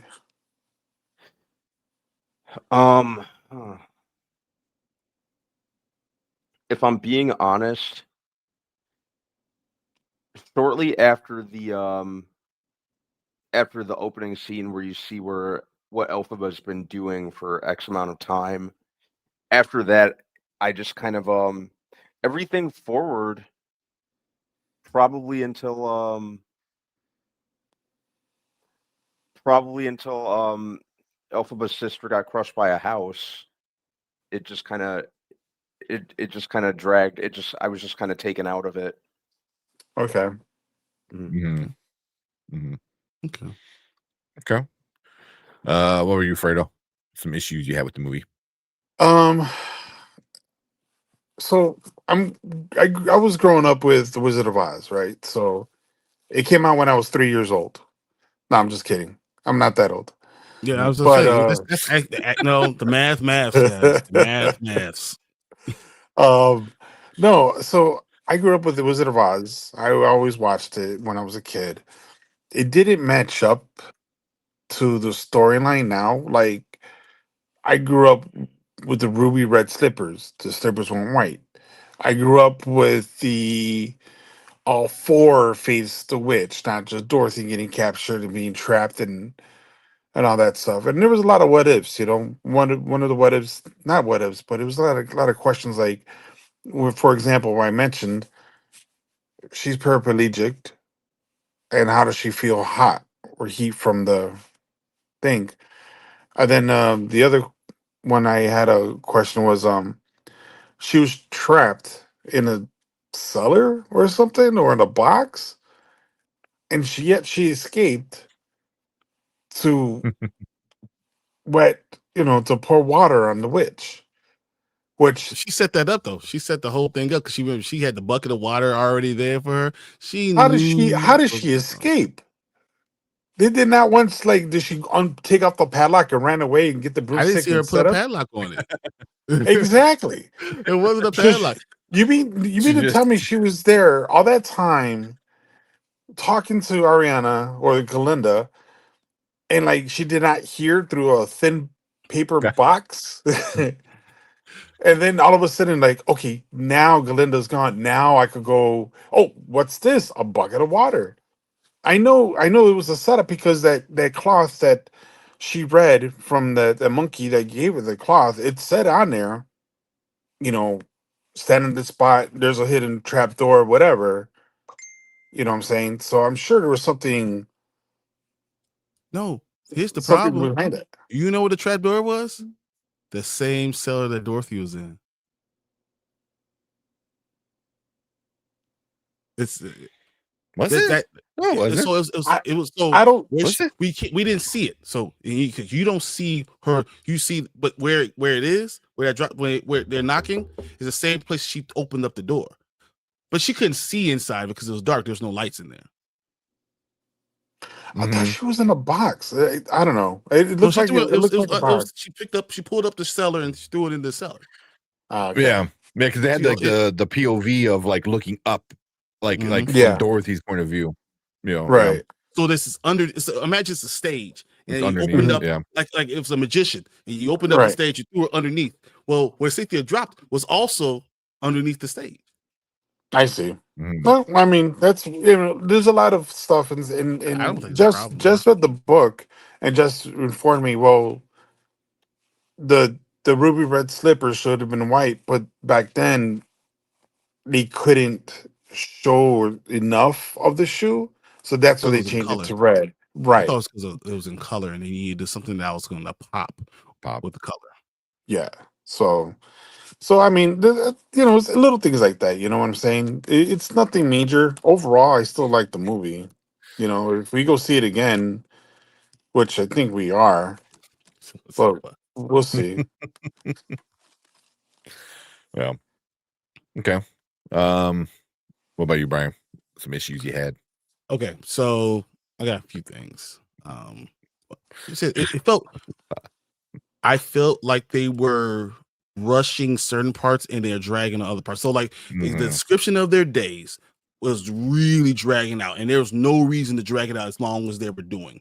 When she was talking about going here and then going here, and then we're gonna go to the yellow brick road and all that stuff. That was dragging. Okay, because it was like at school points, like get to the point. Even with then there's other parts where you started things with the narrative, like you started up with this plot and never finished it. Like you just never went back to it. So there's things that actually happened that they never went to fix. So I had problems, and I feel like some scenes were bloated and longer than it needed to be because we already got the point of what's going on, and the other scenes that are just rushed so much. And I was like, well, I would, but it's a timing thing, and there's things like I think someone said that Felba in the play, I believe she has her sister actually walk.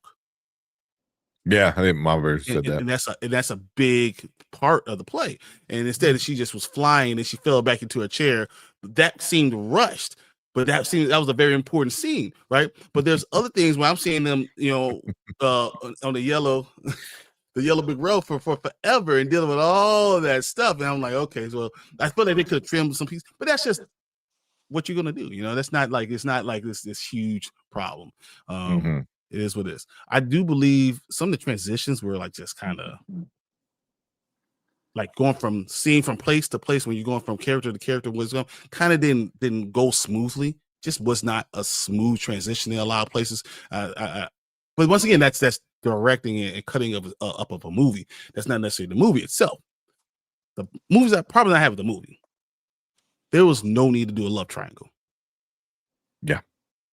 There's no need at all. There was literally no need at all. And I don't like the idea that women have to have this guy they're fighting over. You could have done the same thing with the Scarecrow and the Prince and whatever you want without making it this love triangle. Even he says, I deny it. Because they had other triangles too, because her sister, was in love with the what's his name, Bach, and then Bach's in love with Galinda. I feel like that was too much of it. I don't like, and it's because you've seen all these young girls seeing these things. You don't need a guy to be fighting over. Why are these two girls that have this unbelievable connection fighting over a guy? I just don't like that idea. There's things that I don't want them to understand, especially if it has nothing to do with the plot. Really, it's one of those things like if it didn't happen, you don't have to worry about it again. So like, why are we doing that? Well, it felt like the love story was like forced in there to give a reason for Galinda to do what she did. But I'm like, but that's not good, and that's not a good reason. It's like, oh well, we have to do this so she could do this. I was like, that's no. Like, I don't. So yeah, sorry. No, I agree. It just, and then I felt like even with us all knowing Felba being this wonderful, wonderful character, really, it seemed like they're still making her decisions seem like they're bad still. Like, and I hated that idea that when you're being selfless and you really are doing these things for other people and being torn down, it still seemed like we were still trying to say that her decisions were bad. And that was not. It's hard to watch movies like that because so now I have a girl who's fighting over boys, that has a great connection with her this other female character that now all her decisions are bad, and then we already have the colorism stuff in there, right? So like it's a lot of stuff that I find very cringy in those type of things, especially me being a father of black kids, so like there's things that don't mesh with me well. That's just all. And I understand. So like there's things that my daughter told me she liked the movie, but she didn't like as much as the first one because she didn't feel a connection to the characters. Mhm. And that's and that's problematic to me. Like, so I mean, there's just issues. I thought they could have done a few other things that were better, that would have been make a lot more sense for us in the story, and you could have been more structured. And I would have enjoyed the movie more if they would have did that. Mhm. Yeah. Well, Uh, I just want to point something out. Maybe Mhm. we're probably looking at it the wrong way because Brian, I do agree with you 100%. But however, it's maybe what the storyline was probably looking at is like, don't look at the person where they look at the outside. Look how they are in the inside. Because there's a line in that movie where it says, where she tells him, um, look at me how I am, not how I look, or something like that. Dude, you So need to that talk about tells me that another that scene. shows That's bad. that shows little girls like no matter this guy is ugly or this girl is ugly, she's a beautiful person. No, You know, F that. And that's another problem I had with the whole thing. Mhm. Because she's beautiful in herself, and someone who really loves her will see her beauty. No matter, she's actually beautiful. She's literally looks beautiful. So because it's not by your standards beautiful, it's not just I'm pretty on the inside. Fuck that. That's not what you literally you are beautiful. So yeah, the fact that he's the person who's in love with you saying, "Oh, I see a different way. I'm looking at it just not just with my eyes. No, with my eyes, you're beautiful." right, Mhm. I hate that. Like, what are we doing? yeah. Yeah. Like, and I'm just that's your love. That's your real love. Oh my, I'm not looking at it with just my eyes. No, you are beautiful. And I'm looking on the outside from the movie, from my seat, like, hey, she look beautiful to me. What you talking about? She green? Who cares? right. Mhm. And then that's your love of your life, and he doesn't see that. Then he's probably the wrong one. Yeah. And that I was gonna say that was like an issue. One of the issues I had with it too was this like, oh, but you're pretty on the inside, and that's what I really like. It was like, what? like, like I really love your inner beauty. It's like, but I'm ugly on the outside. Nah, it's okay. I can get over that. Like, I was like, what? It was like, okay, like that's kind of messed up, to think, I mean, she's not a but yeah. monster like with an ear over here and an eyeball over here. Like, what are we Yeah. talking about? Like, Yeah, her skin she's is green. just green. And she has a little bit wider of a nose. She had black features. You know what I'm saying? Like, and she's looked green. And we're saying, oh, but I'm not looking at you with only my eyes. Your beauty is already there. You are Mhm. beautiful. Mhm. Mhm. I don't know. I don't care what anyone's telling you. You're beautiful. And that's what Mhm. should have been highlighted. I Mhm. don't want any guy who says you're gonna do all this stuff for me. I'm not just worried about how it's not just about my looks. Don't get me wrong, it's not just about my looks, but you look beautiful and you should be confident in that. And there's things like you should always be highlighting that confidence part. And especially with little girls watching it. Mhm. Yeah. I Sorry. agree. No, I agree 100% with stuff like that, because a lot of this movie gave really bad depictions on how people should act, and that was like, especially towards the end. The end, was that. But before I get into that, the music was not as good as the first one. The songs were overall not as good. Singing was great. Like the actual performance of the songs were good. I just feel like the first one had like songs where even me who never seen the play, I was like, I heard that song before. I heard this song before. This one, I'm like, I don't think any of these really like ring the bell for me with when it comes to the songs for it. But there you go. Got a good night for Fredo. Oh, good night, baby. Oh man, that's cute. But yeah, so I mean, that was like one thing. I was like, oh, the songs aren't as good. They're still good. They're just not as good, or not as memorable, I should say. So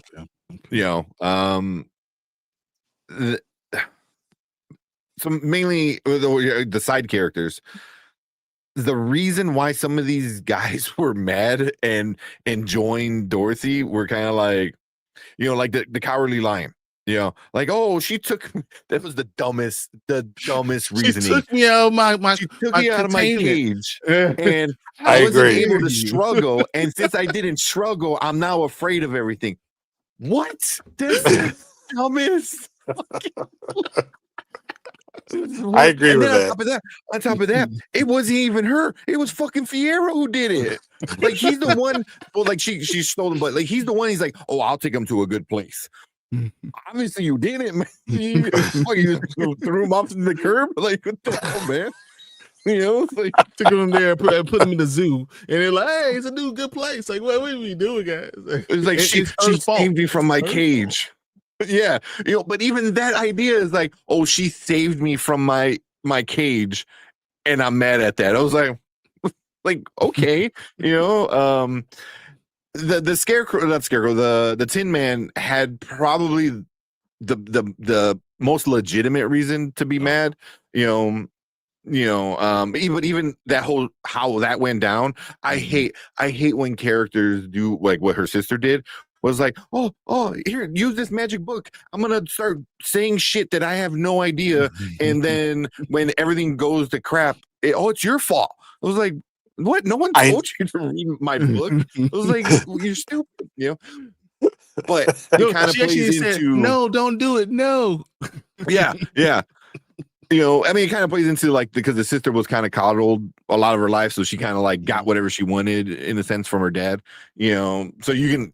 Okay, or whatever, but I still hate when people do that. It's like, it's your fault. I was like, you to read my book. Like, no, Nessa, it's your fault. Yeah, 100%. Yeah, 100%.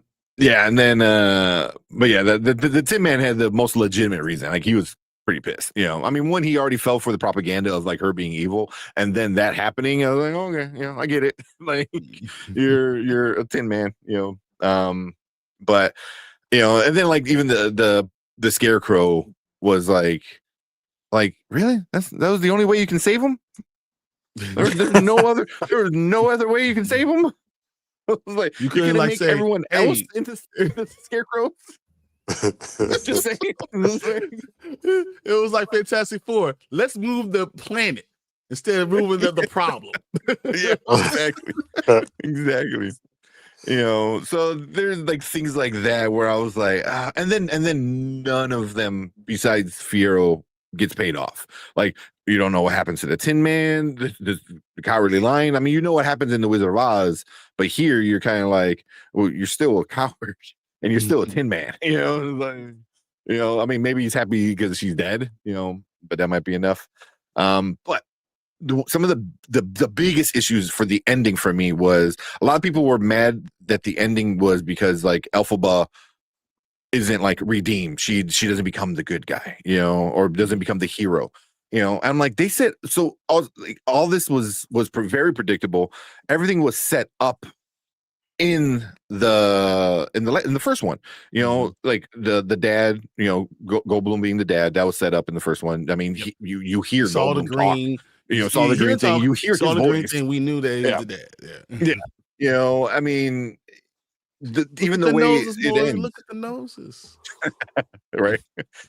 I mean, there's even a line where she's like, "Oh, I had a vision or a dream where like all of Oz is celebrating and it's around me." So like they get into stuff like that. So a lot of it's predictable. The main issue I had with it was the wizard gets off scot-free. I mean, one of the biggest reason why all of this is even going down. He just literally floats away on a balloon. Like, cool, consequences, I guess, right? The other chick, the underling, she gets put in jail, so I guess she kind of gets what's coming to her. Madam Marble. Madam Marble, yeah. But then the whole thing with what happened? No, go ahead. I'm sorry. Go ahead. Yeah, but the whole thing with Elphaba being like the minority, like the only person in the world who's green, she is the minority, just her, being the scapegoat, and then meanwhile, super skinny, super popular, the girl that gets everything she's ever wanted, she betrayed her friend multiple times.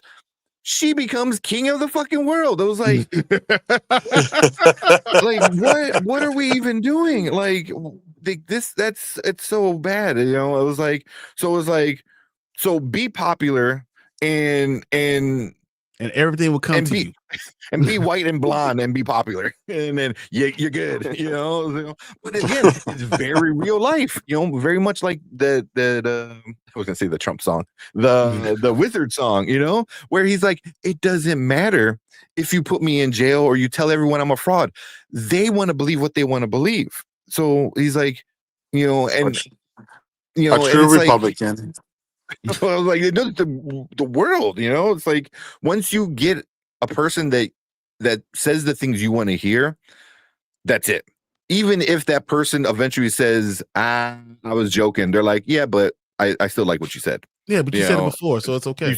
Yeah, and I liked it. So therefore, the idea of you is going to exist, and so I didn't like the whole self-sacrifice kind of thing at the end that she did, and because the ending was very just kind of back and forth. Like, she's good, and then next thing you know, she's like, I'll never do a good deed again. And it was like, and then 5 minutes later, she's like, she doesn't do another good deed myself. She does like the ultimate biggest like good deed of sacrifice. So it was like, and and then this whole like other world just like kind of came out of nowhere. It was like, it felt like just a plot kind of plot device for it. Plot device. It was like, oh, there's this other world. I was like, then why the fuck aren't we going over there and explore shit? It was like, why are we if it's that easy to go over there, like can't we make this? I have a castle. Let's just go over this castle. Right. Not only that, why are they walking? She could levitate. She don't need a broomstick. Right? You could just fly. She flew him. She levitated him easy. Right. Easy. Right. You know what? If you're not horny, you can't fly. You can stay here, Mr. Scarecrow. Let me go fly my ass 5 miles this way and come back around. I'll tell you what's the nearest part we can go to. Exactly. And Yeah, I'll be back. Give me 2 minutes. I'll be back. Just stay here. Yeah. Don't move. Don't move. It's like fine. Yeah, but yeah, so it's a lot of people have issues with the ending. I think mine was supposed to be the good one. She's supposed to be redeemed and shown to be good, and that's not what I think that's what people were expecting. I think people were expecting like this like happy ending, and it wasn't, and to me it's like, well, Galinda was going to be good. I was like, yeah, but she just did bad things the whole time. Like Mama Bear said, Galinda is the true bad witch. Yeah, like she wasn't full on evil, but she was heartbroken that she did bad thing. Whenever she was offered like, oh, here, you can get what you want, she like threw Elphaba under the bus. Yeah. From the beginning, she was like always like making fun of Elphaba, even giving her the hat was making fun of her, so it was like, were you friends? Are you sure? Like at no point. And I'm like, oh, you're like Elphaba thought you were friends. Yeah, it was definitely one-sided. She made fun of the professor because the professor couldn't say her name properly. Yeah. She's like, oh, how can it be Galinda? Yeah. She sent a teenager to eliminate the competition. Elphaba just wanted to roll in the hay. Exactly. That's all she wanted. She's like, look, give me 5 minutes. That's all I'm asking. I love that. Roll in the hay. Good job. Exactly. I like that. That's a good. I like that. Yeah. So you know what I also like? How this Tin Man after he became the Tin Man, he broke down that door with the axe. I was waiting to him to say, "Here's Johnny." Here's Tinny. Yeah, here's Teddy. Yeah, because he chopped it down. I'm like, is that The Shining? Is Jack Nicholson coming out of that? Yeah. Yeah. Did Stephen King direct this one too? Did he write the book? He did everything else. He might as well. Right now. Yeah. Yeah. So I don't know. But yeah, man. Yeah. It was just a little frustrating for me at the end. Yeah. Anything else that we might have missed? Any goods, any bads that you guys wanted to bring up before we move on? Do you guys think since they're walking off into the void or whatever, you think they're gonna continue it? And like not a miniseries, another a movie about it, like a continuation since there's nothing really out there. I think there's another book, right? I think they made another book. I could be wrong. I don't know Oh, about maybe no. anything about this. That's why I'm asking. But what do you guys think? She's gonna meet Loki, and then we're gonna get it all in Secret Wars. Right? Yeah. Bring it all together. Yeah. Owen Wilson's gonna be driving a car. Pachow. No, I was thinking more of like the Grinch. Like she's on another snowflake or some shit, and they Oh, she's like, oh, you're green too. Oh you man, find out some shit. Yeah, I don't know, but I Mama Bear would know. I feel like Mama Bear would know. But I thought I saw there's another book. I feel like there's 4. Another Isn't there story. 4? Is there? Damn. Mama Bear, is there 4 books? Am I just making this up? I hope I'm not making this up. But I think there's 4 books. Yeah. I was at Half Price Books and I saw 4 of those books in there. Oh, jeez. I'm just it's actually 4. Maybe it's more. I don't know. Right. So if there's another book, I haven't read it. Okay. Mama Bear said. Now I gotta look it up now. I know, right? But the love story was so I could have done without the sex scene. Even that was stupid. It was like, bro, if you still loved Elphaba, why were you gonna marry Galinda? Galinda, yeah. Like one I thing's just like, wanna oh, we're a make you couple. happy. Like you were gonna marry? Like, shut up. Like, get out of here. Okay, so you guys see this one I'm looking at too. Let me see if I can pull this up. Who do you think Richard's parents are? There you go. We just found out. It's Fiero and Elphaba. You got the fuzziness and then the green. So look, 1, 2, 3, 4. Wicked, son of a witch, a lion among men, and out of Oz. Out of Oz. Yeah, so it's 4. I didn't make that up. Could be right every once in a while. Yeah. He's green and shaggy, almost like straw. Exactly. He even has the line. Well, at least the Jim Carrey version has the lines like when the taxi goes past them. He's like, "It's because I'm green." Still got the racism. All right. All right. Let's move on. Rated. Yeah. With our ratings. So now, later, never. Now means you gotta go run and watch it now before it's spoiled later. Is this mic muted? Mine? No. He's good. I don't hear him. Oh. Hello. You hear anybody? You hear me? I can hear you, Brian. Well, Brandon, do you hear me? Yeah. Talk. I can hear you just fine. Yeah. Can you hear me? Can you hear him? I just hear you, man, through my phone. Yeah. So close. Almost there, guys. We are almost so there. Yeah. Mama Bear said, adding that to my book list. There you go. Can you still not hear him? Collection. No. That's. Well, anyway, I say watch it now. Get the experience. I'm jumping ahead, I know. No, but you good. I say watch it now, get the experience. There's a lot of people, both instances, there are people clapping, cheering on, and crying. Mm-hmm. You know, get that experience because you don't really get that at home, but you get all the emotions from other people. You could look at other people and like, dude, it's not that bad. Shut up, stop crying or whatever. Or, something like that. I say watch it now. Okay. Okay. You got one now. Go with Brandman. What you giving it? I was kind of on the fence. I was kind of inclined to say later at first, but I have to agree with Fredo, especially if you watched the previous one. I'd give it a now. It's kind of a reluctant now, but because the movie dragged a little bit too much for my liking, and just kind of felt flat. Save for Cynthia Erivo basically keeping the entire thing afloat. I I thought it was fine. I thought it was serviceable, but I think it could have been a lot better. But if you watch the first one in the theater, watch this one in the theater too, I'd say. Okay.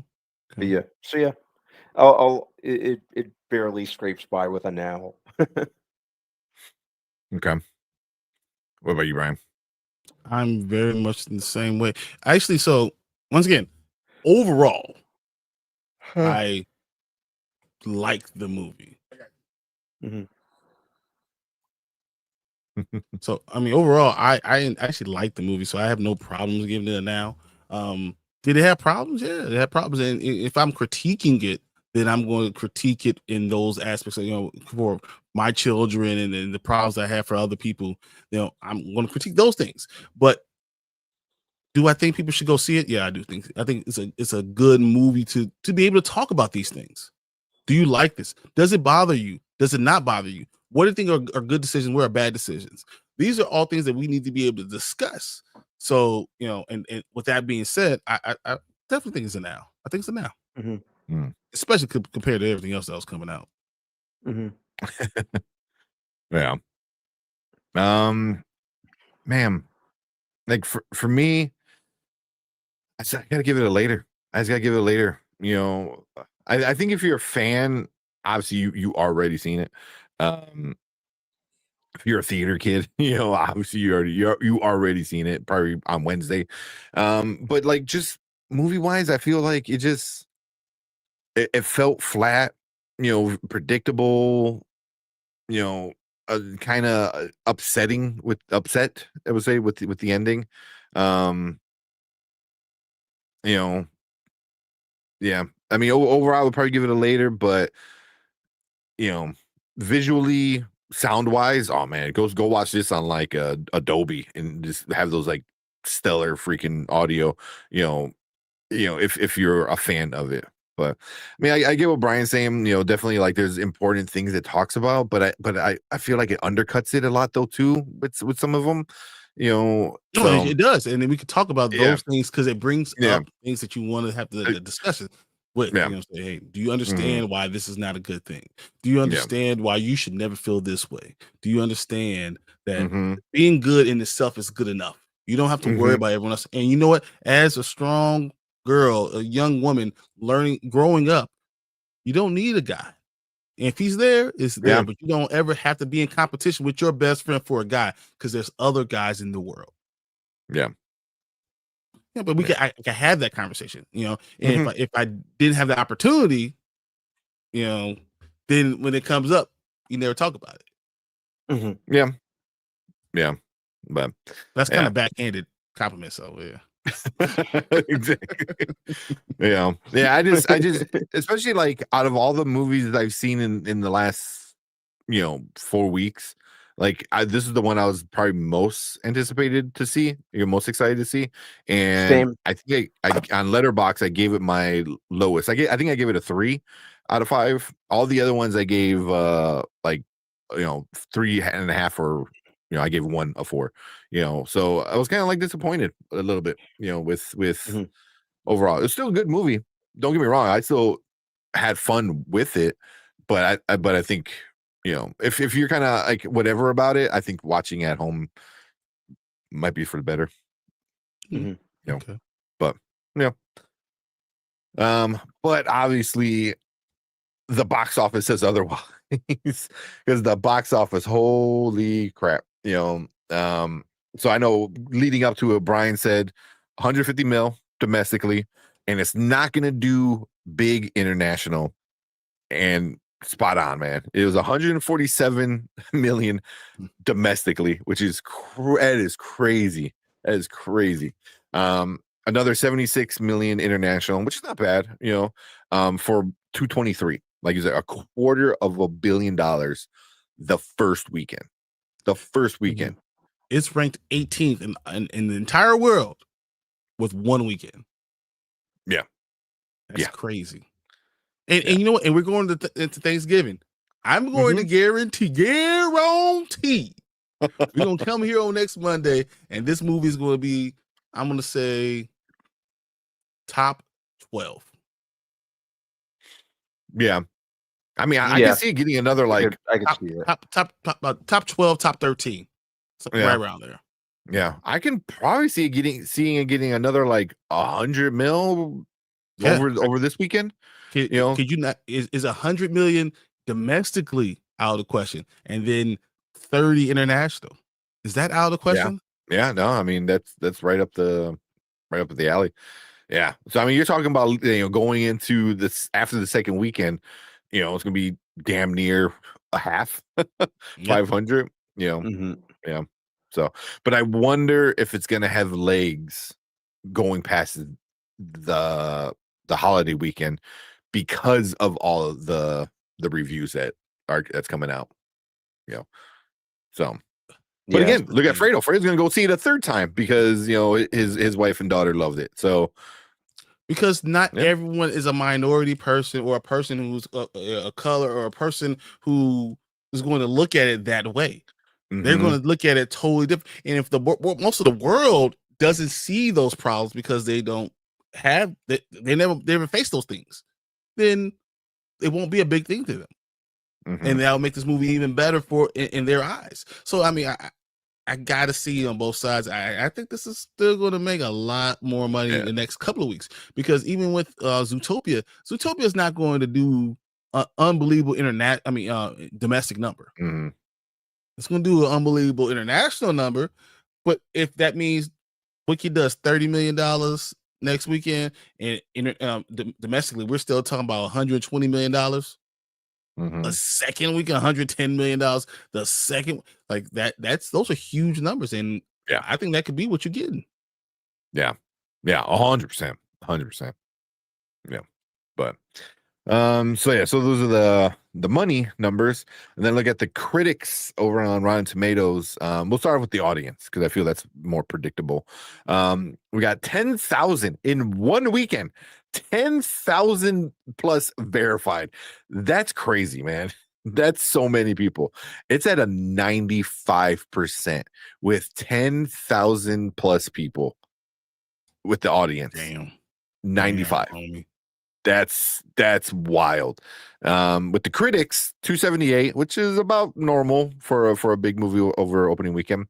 69% with the critics. So, I'm probably at 75. Yeah. 72. Yeah, right around there. Yeah. Well, okay. So but the audience, man, which is again not surprising. All the theater, fanboys and Broadway fanboys and Ariana Grande fan they fandom, the fanboys, but so yeah, it's you got a lot of people. That's crazy. That's such a big number. But yeah. Anything else you guys want to bring up before we finish this one up? Galinda was good looking. Thulba was also good looking. Just saying. Green didn't bother me. It didn't bother me in Star Trek when Kirk was with that green girl. Didn't bother me then. It don't bother me now. I'm just letting you know. Absolutely. Yeah. Well, cool. Yeah. But yeah, that is our review for the Wicked for Good movie. I know Fredo had to leave a little early, kind of had some technical issues, so appreciate Fredo coming and joining us. Always appreciate the OG coming in, hanging out. But yeah, thank you guys for coming in, hanging out with us. Mama Bear, giving us all the good tidbits, info for the play. But we want to hear from you guys. So if you're watching on the replay, hit that like button, hit that subscribe button, leave a comment. Let us know what you think about Wicked for Good. You like it, you hate it, any issues that you might have had with it. Leave a comment, let us know. And we appreciate all you guys coming in, hanging out with us in the live chat as well. We're going to move on to our next topic for the night. So everyone, stick with us. All right. I was expecting Fredo to come in and like wave in your camera. I was like, he was right there. I was like, I know. He should have came in like, hey. Okay, yeah, alarm going off. Give me a second. All right, go. All right. But yeah. Oh man, once you go green, that's how you lean. That's funny. Men and women should be with someone who loves them for who they are and thinks they're gorgeous. Exactly. And not like obviously on the inside, but also like, you know, you should tell the person you're with, like, oh, you're pretty, you're attractive, you're beautiful. When you're just like, oh, but you're pretty on the inside. Like that's kind of like you're like, thanks, I guess. Yeah. But oh man. And I didn't know, do you know Coleman Domingo was the Cowardly Lion? He was the voice. Yeah. Mm-hmm. Yeah, I Yeah, read that know. like a week beforehand. Because Yeah. they were like keeping it under wraps who was gonna voice the lion. You did a pretty good job. I was betting anything it was gonna be Pedro Pascal. That would have been funny. That would have been funny. Mm-hmm.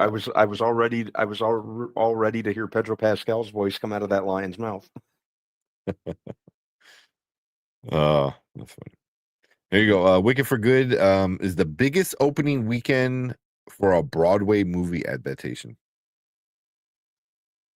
Mm-hmm. That's crazy. It makes sense though.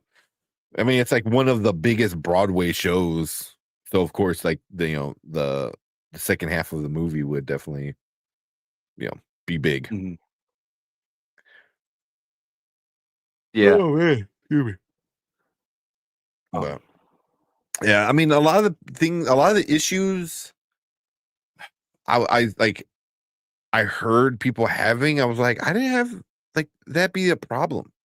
I was more an issue with this whole she has to sacrifice herself for the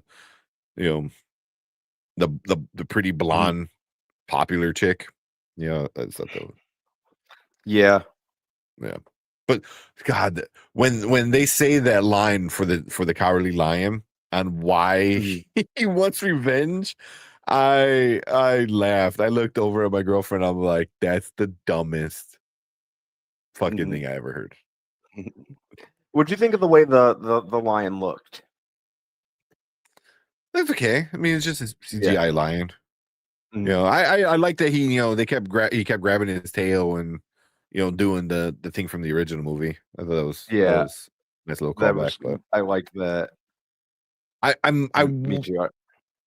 Would you have rather have him be like how he was, where he was still like animalistic, or would you have liked him to maybe like learn how to walk on his hind legs and be more humanoid?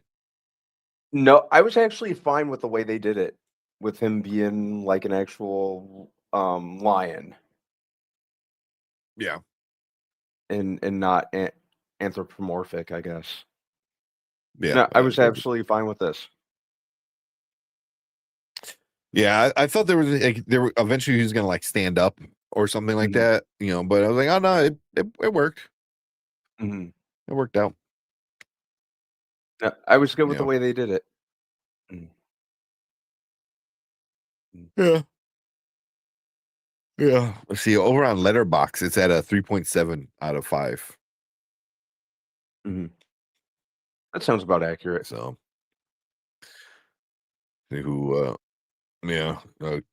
see, Kenny gave it a 2.5 out of 5. Check out Kenny's. If I don't know if said that already. Check out Kenny Sparks' review. It's doing pretty good, number wise, but Kenny always does awesome reviews.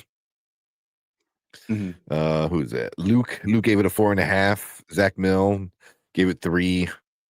Toxic Gamer, 3.5.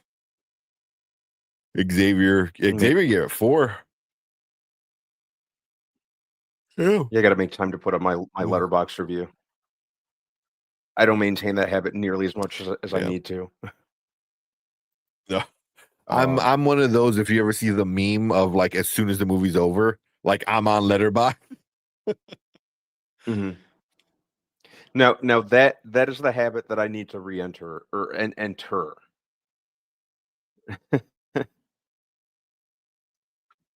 Yeah, it's like as soon as the movie's done, I'm like, boom, because I might change it. There's a few times I've changed it, but I like my initial raw like number.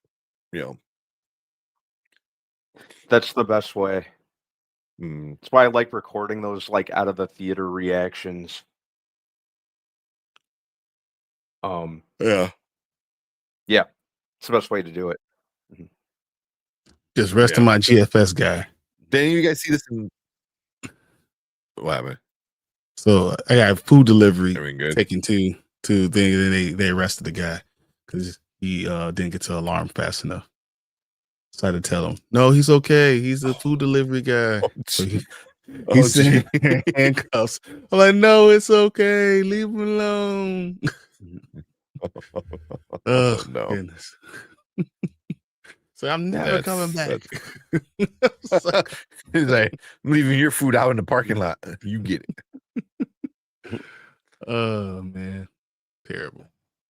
One thing I did think it was funny was the dude from SNL and like his friend. They're more prevalent in the first one than they were in the second one, but they were like Galinda's like little entourage. Bronies, yeah. They're in it for what, like 2 minutes max. Why did they have a movie poster? Like what? Like they're on it together, but it's them two on a poster. I was like, what? like that's crazy. I was like, you literally just got to be like a well-known face and then to promote you. It's sold tickets at the end of the day. But yeah, that was crazy.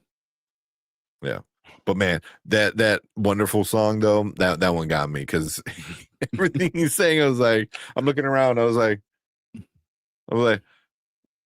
you know, he's the bad guy, right? Like even like he's literally telling you the scam, the scheme, and you see behind they see behind the curtain all the time, and people still like it.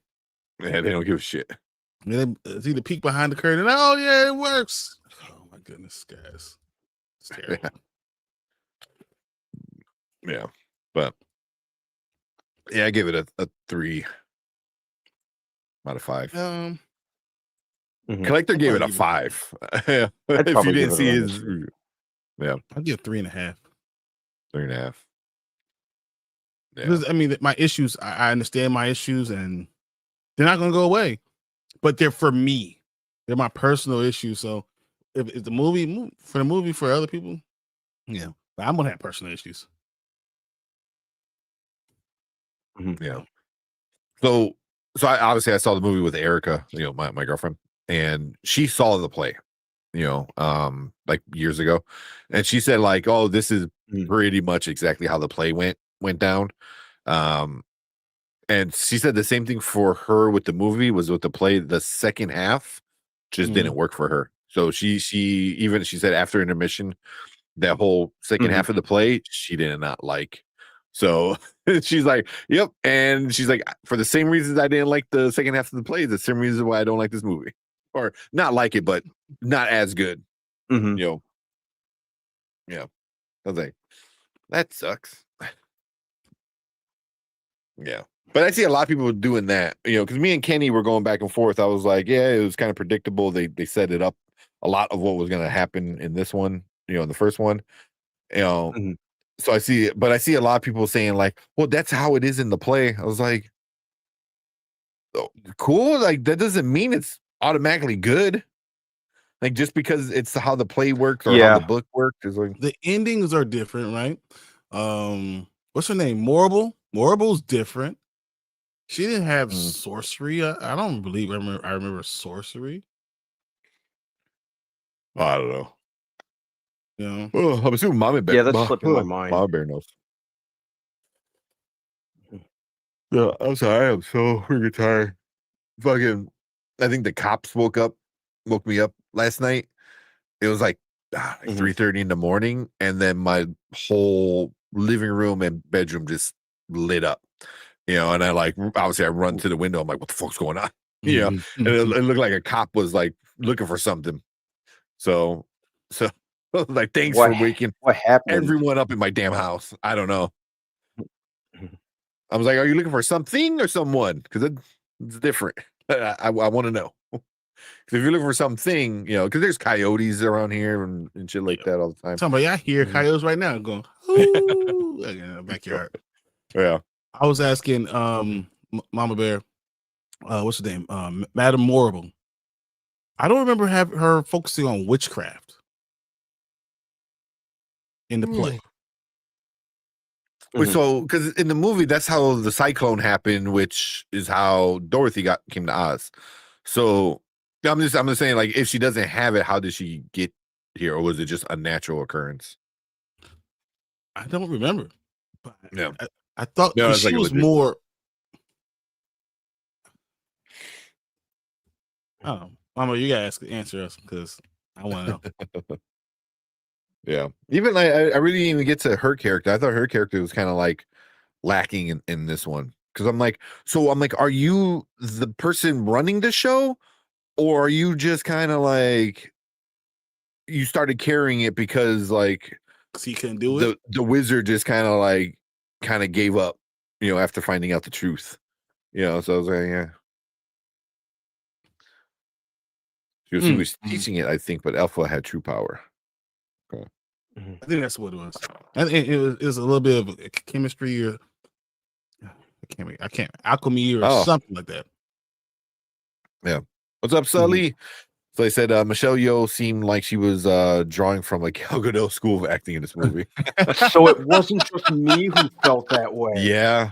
It wasn't just me. I kind of like, I'm so used to Michelle Yeoh just like crushing any role that she shows up in. And it felt like she was phoning it in this time. It felt like she was slouching. She really wasn't in it that much though.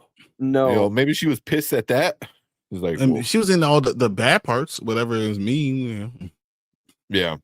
Because in the first one, she was very, prominent there. Yeah. In this one, she was just kind of,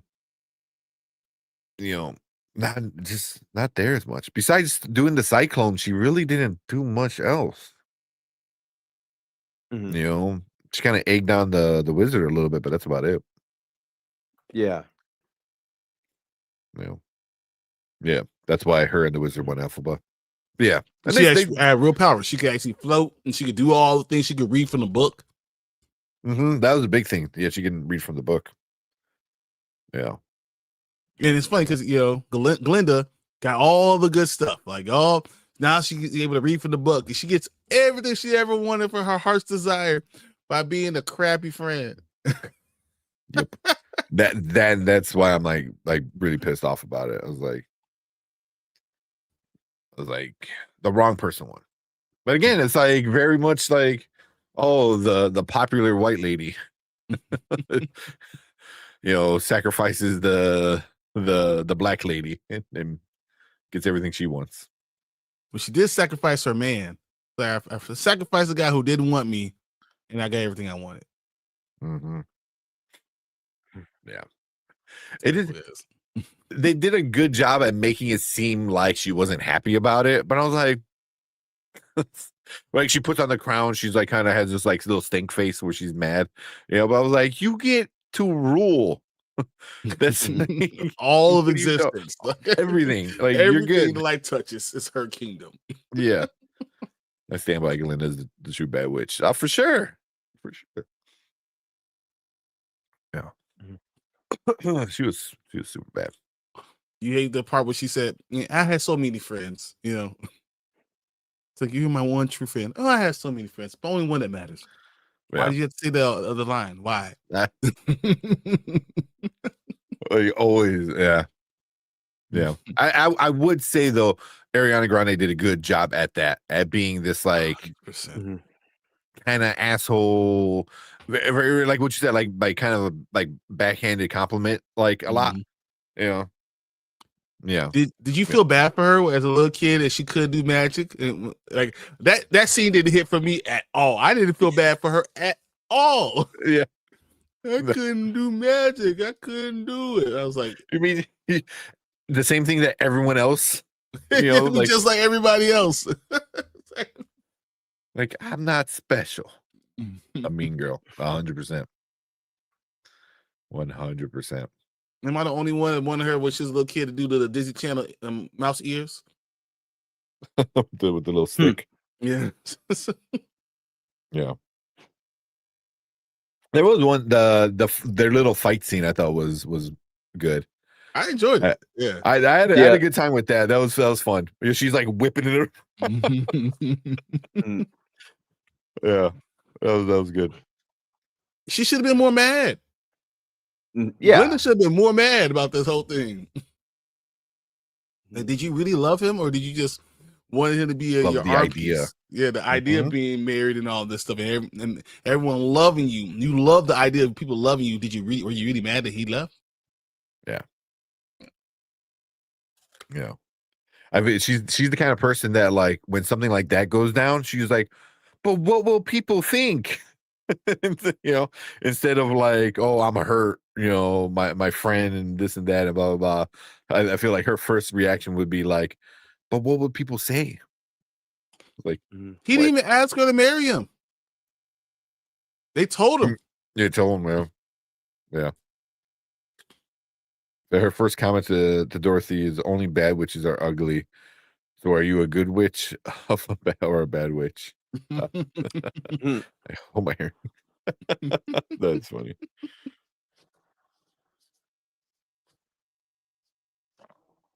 That's good. Okay, Yeah, so yeah. I was going to ask. So, did you enjoy it? If you're going to rank Welcome to Derry, Talamasca, and Wicked, what did you enjoy the most from this weekend? Oh, easily Welcome to Derry. That'll be the number one. With probably Wicked behind that, and then Talamasca behind that. Okay. Same with you, Tank? It for sure. Welcome to Derry was really good. I loved all the Easter eggs it had with Halloran. Mm-hmm. You know, like referencing to the other movies he's in. Man, I really did like Talamasca, but I don't know if I liked it more than Wicked. I'll probably put Wicked and then Talamasca. Same. But those are a lot closer than they are to it. Like it is it's up there, and the other two are kind of like right neck to neck. What about you? I think you guys are right. No, I think you're right. That's exactly what it is. You know, Wicked was good. Welcome to Derry this is one of those shows. I'm going to buy the box set. Like, I'm going to have this on. I 100%. need to have this. It is so good. They're doing such a great job. I'm not going to have complaints about it because I feel like they're even going to respect everything we had in the other movie. So if you do a prequel, you need to respect what happened in the first one, and it all has to line up, right? This is going to line up. Yeah. They're even like respecting The Shining and Shawshank and everything. The sequel to The Shining. I can't think of it. Dr. Sleep. Dr. Sleep. I kept wanting to say Dr. Good, but yeah, Dr. Sleep. You know, yeah. I really, really hope somehow this all ties into that big, like, Stephen King universe, because I just been going down rabbit holes of how all these things are connected and who, the big bad and this and that and blah blah blah. I was like, fuck, man, like I really would like a Stephen King universe. Like, as stupid as it sounds, because I know we got Marvel Universe and DC Universe, I would really like a Stephen King universe. Like, after watching this and seeing, everything going down, I was like, yeah. I'd kind of be game for it. Yeah. I don't know, man. Yeah. How many kids could be injured in the filming of a Stephen King universe? I mean, at least all of them, right? Is there going to be a kid that made it? I mean, even when they described, oh my god, it was like, oh, what's her name? The sister, the 5-year-old, was like, oh, she came in without an arm and she just bled out on the floor, and I just had to watch her and crying until she didn't. Yeah. What? Yeah. Yeah. Yeah. This one was a while. You guys want to talk about it, or you want to wait and just do it tomorrow? Because it's already 12:30. Up to you. I know you guys exhausted. I haven't done nothing tonight because I was doing the other stuff. So I haven't done nothing. So it's up to you guys. Can whatever you guys want to do it tomorrow. I could so I'll be home probably by like 8:30. If you guys want to knock it out now, we can. Whatever you guys want to do. How about we knock out Talamasca and then talk about it? Okay. Because Talamasca is going to take 10 minutes to talk about Talamasca and be done. Yeah. Because if we talk about it, I want to talk about it. Yeah, that's the thing. I want to talk about it because it's a lot of stuff. There's a lot of things going on. Man. Yeah, because that's why I was like, if we talk it's gonna be like 1 a.m. easy. Yeah. Yeah. What would you do if there was a red balloon floating behind Brandon right now? I'll leave. Just leave. Jump out the window. I'll call you. I'll let you know. But, Yeah. hey, you probably should run, bro. Remember that scene in the Mask where the landlady's shooting at him and he's bouncing around and then he just launches himself out the window. That's gonna be you. That would be me. This window dodging the balloon. Yeah, this window right ahead of me. I just launch myself through the window. Nah. Wait a minute. Is he on like an 8th floor? What's he doing? Yeah, right. I'm on the 13th floor of my building, but whatever happens. Let's get some parachute pants or something. Oh man. You said pop the balloon. Good Lord. That is so good. Oh, let's talk Pennywise. There's still no red balloon. Yep. You got scared when dude almost killed his son. Oh man. Dude, oh my God. Because that was the first thing. Because when the military general, whoever said it, was like, oh, if you see something that looks out of place, you shoot it. I was like, oh, that's a horrible. Don't say that. Mm-hmm. Don't say that. Because he sees his kid. The first thing he's gonna do is I'm gonna kill this little fucker. Yeah, that's not my son. That's not him. Oh my God. Like, I already killed my wife. Man. But we'll we can do it tomorrow. Because I gotta do a bunch of stuff down here on my computer anyway. But yeah, that works. Do it tomorrow. We can knock out Talamasca right now. Okay. Yeah, cool knock out 10 minutes. Not. I mean, a lot of stuff happened. Yeah. It's just not gonna go anywhere. Yeah, and what now? Exactly. And now nothing. And see you never. All right. Do I have Talamasca background? I do. All right. We can You do ever this seen a show that didn't deserve to have a background? Like you get a little teeny corner because that's all you deserve. A quarter of the screen for a quarter of a show. All right, let's talk about this. All right, what is up? Welcome to Spoiler Kings. We are going to talk about Talamasca, the finale, episode Was it 6? Yeah, Six. Yep, 6. 6. Same. Yep. Yeah. So the final episode of the season. I don't think we heard anything about a second season yet. Nothing yet. I mean, I guess if Mayfair Witches got a second season. Yeah, exactly. Anything can get second season. You'll never know. You don't know what it's like. Yeah, it has not. So not yet, but we'll see. Maybe in the next couple of weeks we might hear something. But yeah, we're gonna get to the final thought about it. I believe this one was just called 752, right? I think title so. of the episode. Yeah, it was the 752. Yeah, the 752. Yeah. So yeah, we get a lot of stuff happening. So if you haven't watched it yet, hit pause on this video, go watch that finale, come back and join the conversation. Because we're gonna be talking about spoilers, because that's all this episode is. This is just a bunch of spoilers, man. All the things is like, hey, you remember you thought you said this didn't make no sense? Yeah, we're gonna make it make sense now. Yeah, like why'd you wait till now, guys? What the hell? Yeah, right at the end, literally. Never seen a show procrastinate on its own plot. It have only 6 episodes. and it waited to episode 6. Mm-hmm. Oh man. But I liked the episode, but let's see what you guys think. We'll start off with Brandman. What you think about the episode? Spoilers and all, So I thought that it finally picked up, which was kind of too little too late, but it was still one of my favorite episodes, if not my favorite episode of the season. I kind of saw that coming with the character of Doris. You thought she was the 752? I had a feeling, kind of in the back of my mind. Okay.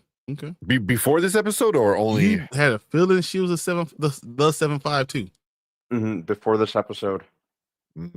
I believe him too. I just had something just kind of told me. Yeah. But yeah, it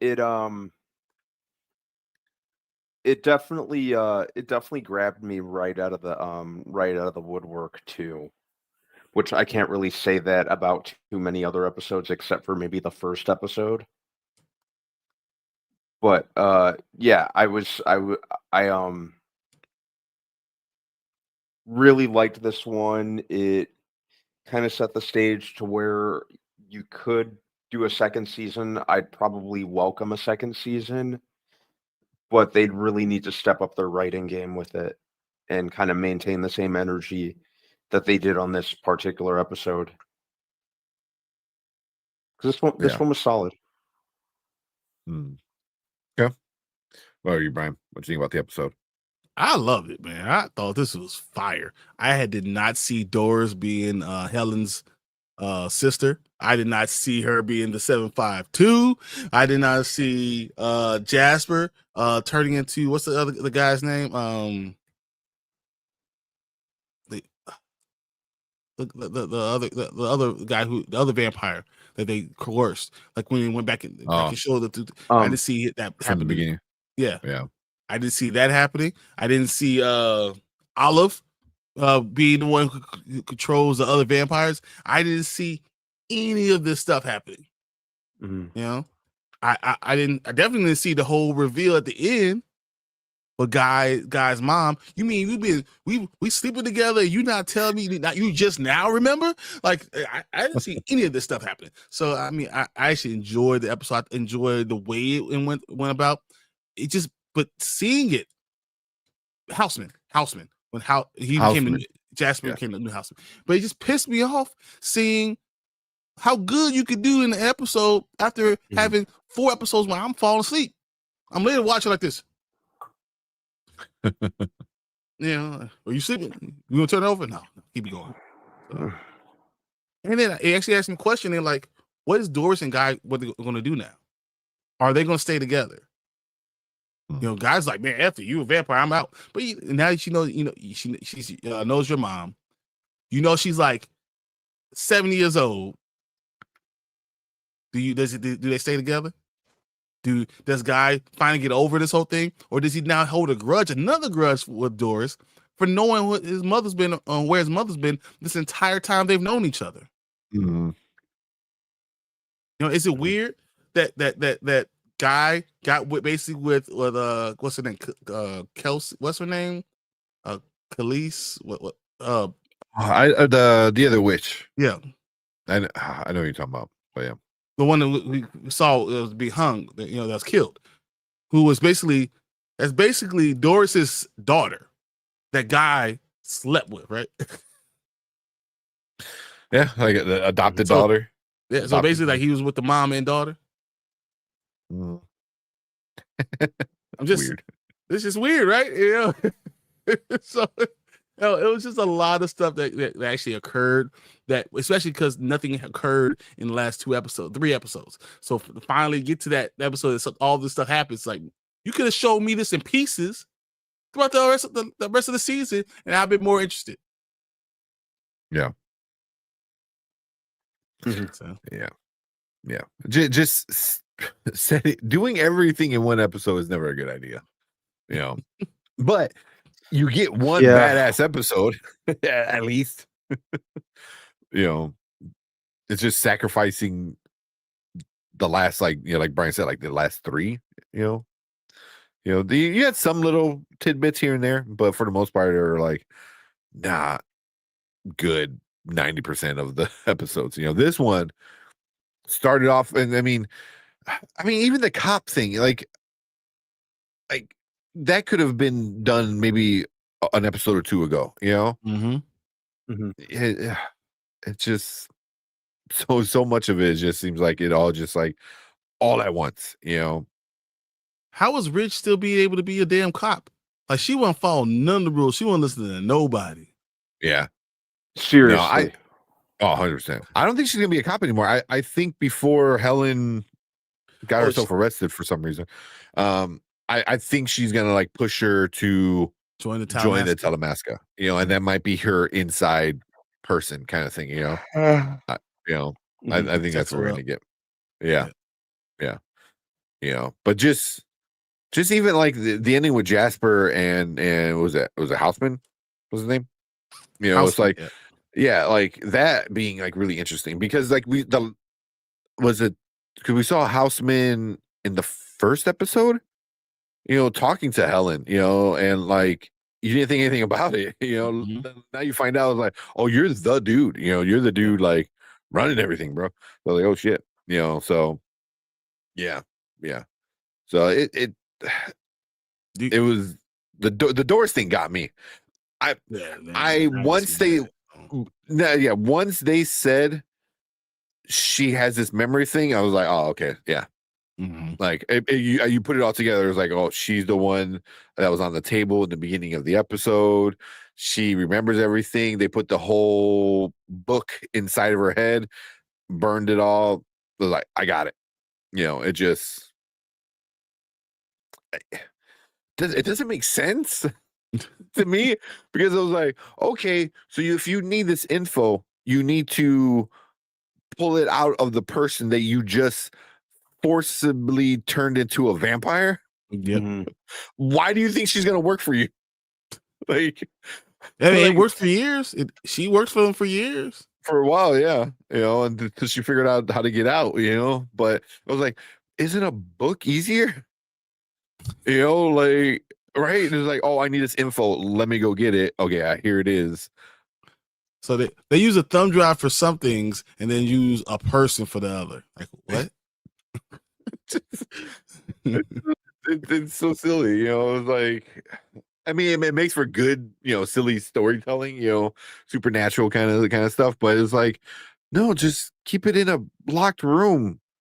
Like, that's so much safe. easier. You have a safe. Why don't you just use the safe? How about that? Yeah, because I'm like, now you're gonna give all this information and her be the only person who has all this information, and she's still a person. She has a mind of her own. What if exactly what happened? I don't want to work for you no more. It's like, do you think Helen's ever going to be in the police custody? No. No. Houseman won't allow it. Well, I don't even think she's going to the police station. I don't think where do you think she's going? Oh, she doesn't even get there. Rich can't take her to the police station. She knows she can't take her to the police station. I think she takes her to the Talamasca and she gets indoctrinated right then. Yeah. They go see is that Schwartzman's character? Yep. Do the whole thing what she did with Guy. And then now you have another one that she has. Now she can utilize it because obviously she's smart. She's able to put things together. She's like a dog with a bone. She don't let anything go. So yeah, I could see her going ahead and joining it and being the problem later. Yeah, because she was definitely like she showed to be one of those characters that doesn't stop, that doesn't quit until she gets her answer. So I think Helen will definitely use something like that. But so one issue I had was at the very, very end. I was like, how is Guy so bad at being like a mind reader? Like, how are you not like just casually just kind of checking in, like making sure you're not a bad guy, like especially now, knowing that she's the 752, you have all the info, you're literally on a boat with her, like other people know this information obviously, so it's like, how are you just not like checking in on everybody around you? That's why I was like, you're a horrible spy. First of all, he's terrible. He's a bad mind reader too. He's just bad at all of it.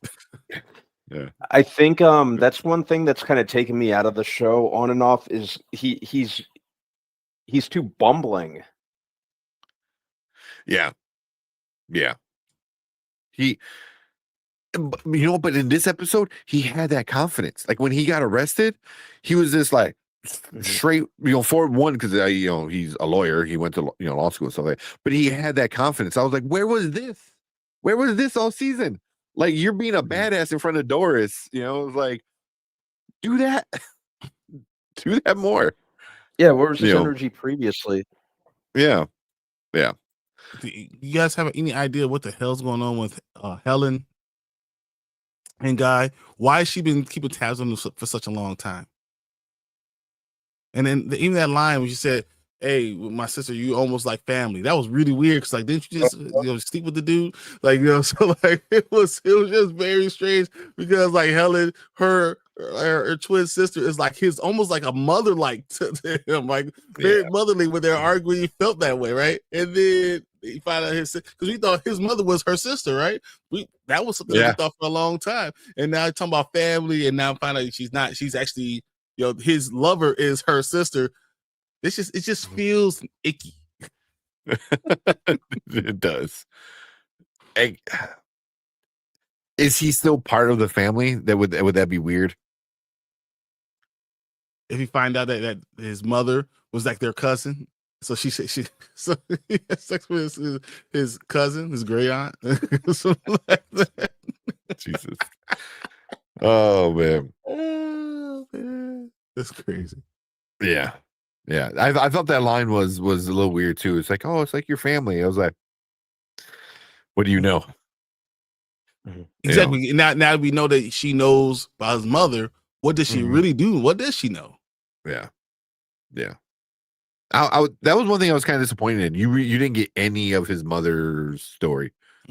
Besides like, oh, she's over here, and then you get like, oh, I know where she's at. I was like, wasn't that like the whole reason why the dude joined the Talamasca in the first place? And like none of his story got really done. Like everyone kept promising him like, oh, I know where your mother's at. I can help you find your mom. And then no one helped him find his mom. He forgot because he's a terrible spy and terrible remember of his focus. It's terrible. Yeah. I would hope he finds somebody like Sip. I think that would be a cool crossover because I think like somebody like Sip who's really in control of his powers would be able to help him focus. Guy. Yeah. I think that'd be a good interaction. To cross over to Mayfair Witches, and two, to make Guy possibly a better character. Who's the villain? Yeah. I'm confused about. Are the Talamasca good or evil? Both, right? Depends on the beginning, origin, and then. I mean, they're trying to use vampires, but they're vampires who can change people. I don't know. Yeah. Oh, Good question. Yeah. I think it depends on who's in charge. Like Houseman, I don't think is a good guy, but Helen, I think was. she ended up being. She lied, but she was doing it for reasons, and she was still watching out for people. Yeah. But now, how's Jasper? Is Jasper going to be indoctrinated into the Talamasca again? Basically, working for them because he's the new houseman. Will he be the one watching the watcher from everything, Marvel? Is he watching everyone and making all the decisions behind the scenes because he has that type of skill? Is that what they're trying to make him with making the new houseman? Maybe that'd be interesting. That the Talamasca is ran by a vampire who wanted to tear down the Talamasca. That'd be kind of interesting. Yeah. Yeah, but besides that, I mean, it's hard being really big about this entire show when most of the show wasn't good or was boring without anything happening. Yeah, I was gonna say nothing was really happening. It was just they were kind of running in circles for a little while. That felt like, I don't trust the vampire girl. You don't trust Doris? No, I don't trust Doris. No, I get that. She got secrets. Literally, yeah, something does come off kind of shady about her. Yeah. Yeah. How do you think Guy's going to deal with her then? Like the bumbling fool that he is. Yep. And he's gonna fall for her and then do something stupid. Yeah. He's gonna be mad at her for that. For how dare you hide my mother from me? And then they're alone in the room, and all of a sudden they do something. Yeah. They play another board game. That's how I think he's going to handle it. Like the buffoon he is. Yep. Yep. That's why I hope if we get a second season, he finds a way to stop being like that. Yeah.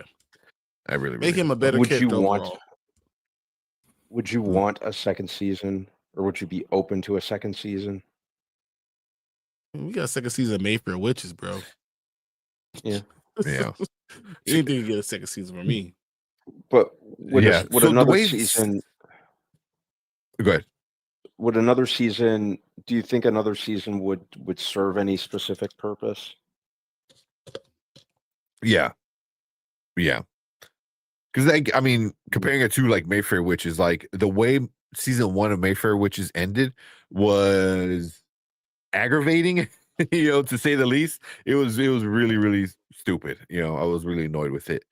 Where at least with this one, it ended, and I'm kind of like curious to see where things can go.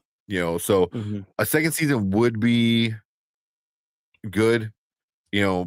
And like Brian said, I know he's like, making a joke, but like Mayfair Witches got a second season, and that first season ended horribly. Like, and it just went somewhere even more stupid and shitty with what's his name. At least the second season here, like, I'm kind of curious what happens with the mom, what happens with Jasper. Like, I have legit questions where I wouldn't hate a second season. I agree. If they do it, please don't be 6 episodes. Seriously. Go like at least give us 8 or more. 8 to 10. Yeah. Maybe you can do 12 if it's really good. But like 6? It's a mini 6 is 6 is so hard to do anything, man. Yeah. But wait, did you say you wanted a second season, Brian? Or Brandman? I don't even think you answered your own question. Second season. I do want a second season because I want him to connect it with Sip. Yes. I wouldn't mind a second season. I'd watch it. Just curious to see where they go with it, and how it would tie into the greater universe. Because there is a lot that you could do with the premise. Mm-hmm. Mm-hmm. Because I mean, she has every secret in her head. It was like, can Lestat use that? Can Louis use that? Does Daniel gonna interview her? Like there's a lot you can do with Doris that can relate to everyone else in this universe. What if Doris becomes a Lestat lover, or was a Lestat lover, like in between the time? Like what connections do we really have? Like you can do a lot of different things. Maybe she was the first girl that Sip was in love with. You know what I'm saying? Yeah. Like you could connect these shows, and eventually they will, if they hit another one. Yeah. I mean, and she could be like the linchpin that could be everything, Yep. Because you can have forgot what's her name from Mayfair Witches, Alexander Dario's character, Rowan. You can have Rowan, like go find her. It's like she has information I need for whatever, So it's like she is literally like just the linchpin of it all. I agree. She can be the connecting factor. And it makes sense. She just has this power. She's a vampire, so yeah. And when you have all this info, you become powerful. Yeah. And that's what they did. They created a powerful being when they didn't have to. Yeah. Yeah. And the thing is, like, she doesn't even know she's powerful yet. She still thinks she's like on the run or whatever. I was like, you know everything. You know all the secrets. I was like, what? And then especially Guy, and that's like the best thing is like she has all the secrets in her head, and now you have a character who can go in there, So it's like it makes sense on things that they can do. Can they do it though? That's the question. I mean, can Guy understand that they're being followed and hear the thoughts of the guy who's following them? Yeah. Not even thoughts. The dude was on a phone. It was like, just hear the dude. Yeah, I got it in my sightings right now. Like, what Yeah. are we doing, Guy? Yeah. What are you there for? I don't understand. Like, be more suspicious of the one dude constantly staring at doors. And at the end scene, it was only them, only those three, right? It was only those two together, and then the one guy in the background like this. I didn't even notice that. I'm like, what are we doing? There's only them three there. So it was so weird. Yeah. Yeah. Yeah, man. So here we'll finish the Talamasca discussion with the entire season as a whole, all 6 episodes. Now Later Never. Brian, what you gonna rate the entire season 1 of Talamasca? I'm gonna give it a later. I don't know if now. I don't think it's an episode as a now. The season being on now. I'm gonna give it a later because I will be interested if they did even another small mini series just to answer all of our questions about what happened, and that'd be it. Whatever, But it's a later. It's a later. Hopefully, we do get a small season 2, so we get some answers. And that's it. Yeah, can't be loud now. Yeah. What are you, Brian, man? What you giving Talamasca? It's a later. I thought that they could have done more with the premise. I think it could have tied further into the greater Anne Rice universe. The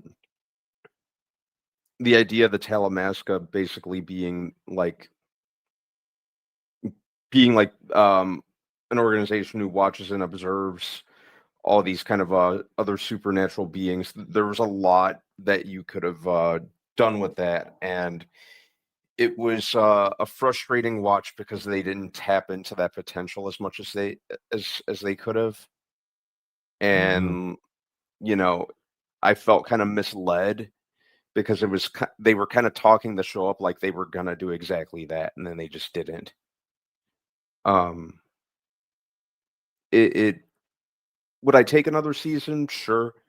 but another season would have to really make the most of what they have at their disposal, and I kind of feel like it wouldn't. Couldn't connect with the character of Guy. I just thought he was a big idiot. Yeah, he like stumbled onto all the correct answers. Yeah. So if they did another one, they'd have to do a lot more with his character as well. Yeah. So yeah, I'd give it a later. Yeah, and I'm obviously giving it a later too. You know, it's not bad where I'm like, oh, you can skip this, and but so. But I mean, technically, everything they did wasn't important to all the other stuff, and that's exactly what Brandman said was. Everyone was thinking like, oh, this is going to tie in all the shows. This is going to be like a cool connecting, tissue of all the stuff, and it wasn't. It just had like ideas like, oh, here's vampires, here's witches, like, huh? Or like what? Like, no, like, tie in the characters I care about, like Lestat, tie in, Rowan, make her more important. Even Sip, like he works for the same damn organization. Like you couldn't bring him in. He had, powers that could have been very beneficial, this season. Very beneficial for this show. So yeah, it's just, stuff like that. Like disappointing that we didn't get what I think they said they were gonna do, but it wasn't horrible. It wasn't horrible. It was boring at times for sure. This final episode saved the entire season though. I agree. For sure. But yep. You guys got anything else? Nope. For Talamasca? It's not worth it. Yeah. Because I think if you're a fan of this immortal universe, that AMC's doing with Anne Rice's stuff, it's worth a watch, but you can wait. You can wait, till you're bored, and then knock out nothing all. else to watch. Just say, all right, let's put it on. Yeah. Take a nap to it. Come back in the middle. Take a nap in the middle for like an hour, and then come back, and you can come and not know nothing and know everything because all you need is episode 1 and 6. Pretty much. Maybe it's episode 2. Two. You need maybe episode 2. Because episode 2, I think, had some cool stuff. But yeah. I mean, that's really half of the season. That's all you need. Half of a 6. Half of a season. That's crazy. Yeah. Oh man. But yeah, that's our thoughts for Talamasca. I think we kind of went over some of the bigger plot lines. But if we didn't, leave a comment. Let us know what you think about this episode and about the season as a whole. But we appreciate all you guys coming in, hanging out with us. Make sure you hit that subscribe button and join us when we talk about Lestat coming out in a few months, or hopefully in a few months. Because we are definitely going to watch that. I need a release date. I need an official release date. Like, stop ASAP. ASAP. But so like I said, hit that like button, hit that subscribe button, come and join us when we talk about that. And plus we get into some other movie reviews, trailer reactions, other fun nerdy stuff as well. And we appreciate everyone hanging out with us in the live chat. We want you guys to stick around because we're going to finish things off for the night.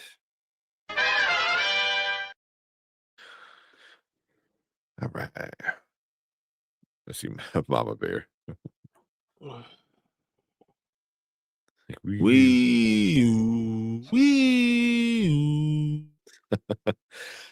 One day I'm gonna have Erica come down here with a red balloon and it's kind of like push it onto the screen.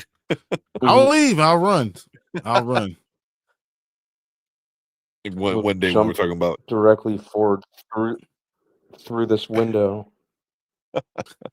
Do a backflip, like roll backwards. Oh man, bounce. I'm telling you, it would be exactly like the scene in The Mask. Yeah. What's up, Akers? Ask some good questions. Do you want to see a new Fly movie? Jake Gyllenhaal and large eyes in The Fly. No, you can't top the Jeff Goldblum version. which was a remake, by the way. Yeah, that's right. Mhm. The No, that movie's Tip- amazing. this one had me cracking up. I was watching this. He goes, Tin Man action movie, and then Mom Bear's like, Jason Statham This as the Tin Man. time it's for real. It's like the opposite of Crank. Like his heart rate can't go past whatever. He goes, I have no heart. So I'm running off full adrenaline. And gasoline. Adrenaline and gasoline. Clicker Move In, is it necessary to see Nice Out?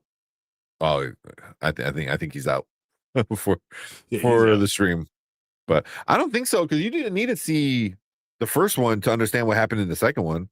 Yep, they're all kind of, I'm assuming, standalone. Yeah. Josh O'Connor as the next Bond. I'm excited to see the new Lives Out one. Yeah. Oh man, Tinny Sweeney as Dorothy. You might have downloaded the wrong Wizard of Oz, man. Exactly. They're off to see the wizard. Yeah, okay. Yeah. All the Yellow Brick Road, for real. I got you. Oh my god. All right, let's get out of here. We'll Meet the Parents 4 make 400 million worldwide. Yeah, it's called the Fucker-in-Law. Yeah, Brandman was talking about it earlier. 400 million. I'm gonna say it has a better chance of doing $40 million in a weekend than $400 million overall. What do you think, Brandman? I don't know if it'll make 400 million worldwide. It potentially could. The first three have enough of a following. What was the last one?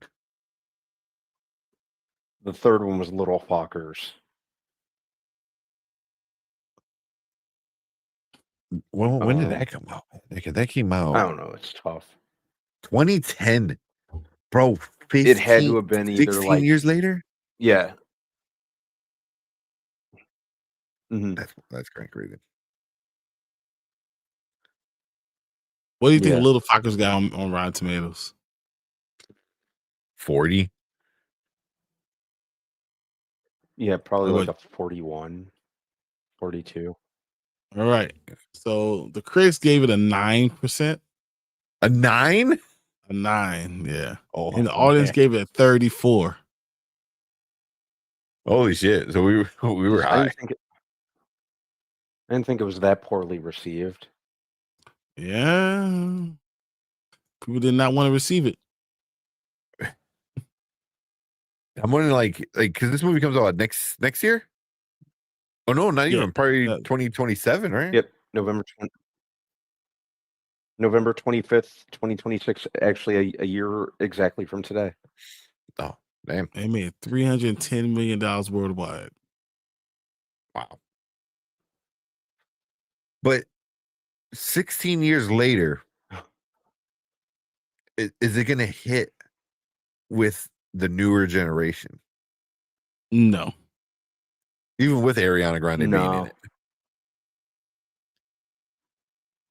Yeah, I don't know. 400 might. Yeah, I don't think it's gonna hit 400. I think 300. Yeah.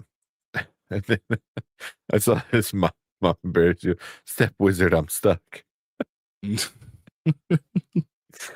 Crack it up. Oh man. Yeah, they're terrific comedies indeed. I highly anticipate the next Meet the Parents movie. Each one has been major hits. Not the last one. Brian just pulled those numbers. That's crazy. A 9%. 9. That's stupid. Yeah. 37 from the audience. Yeah, because even Meet the Fockers was 38%. And then Meet the Parents is 85%. But the Meet the Parents was such a classic. It was. Yeah, Meet the Parents is great. I liked Meet the Fockers.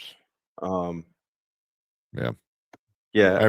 Delta, thought Little Fockers was. See you later, Delta. Appreciate you, Delta.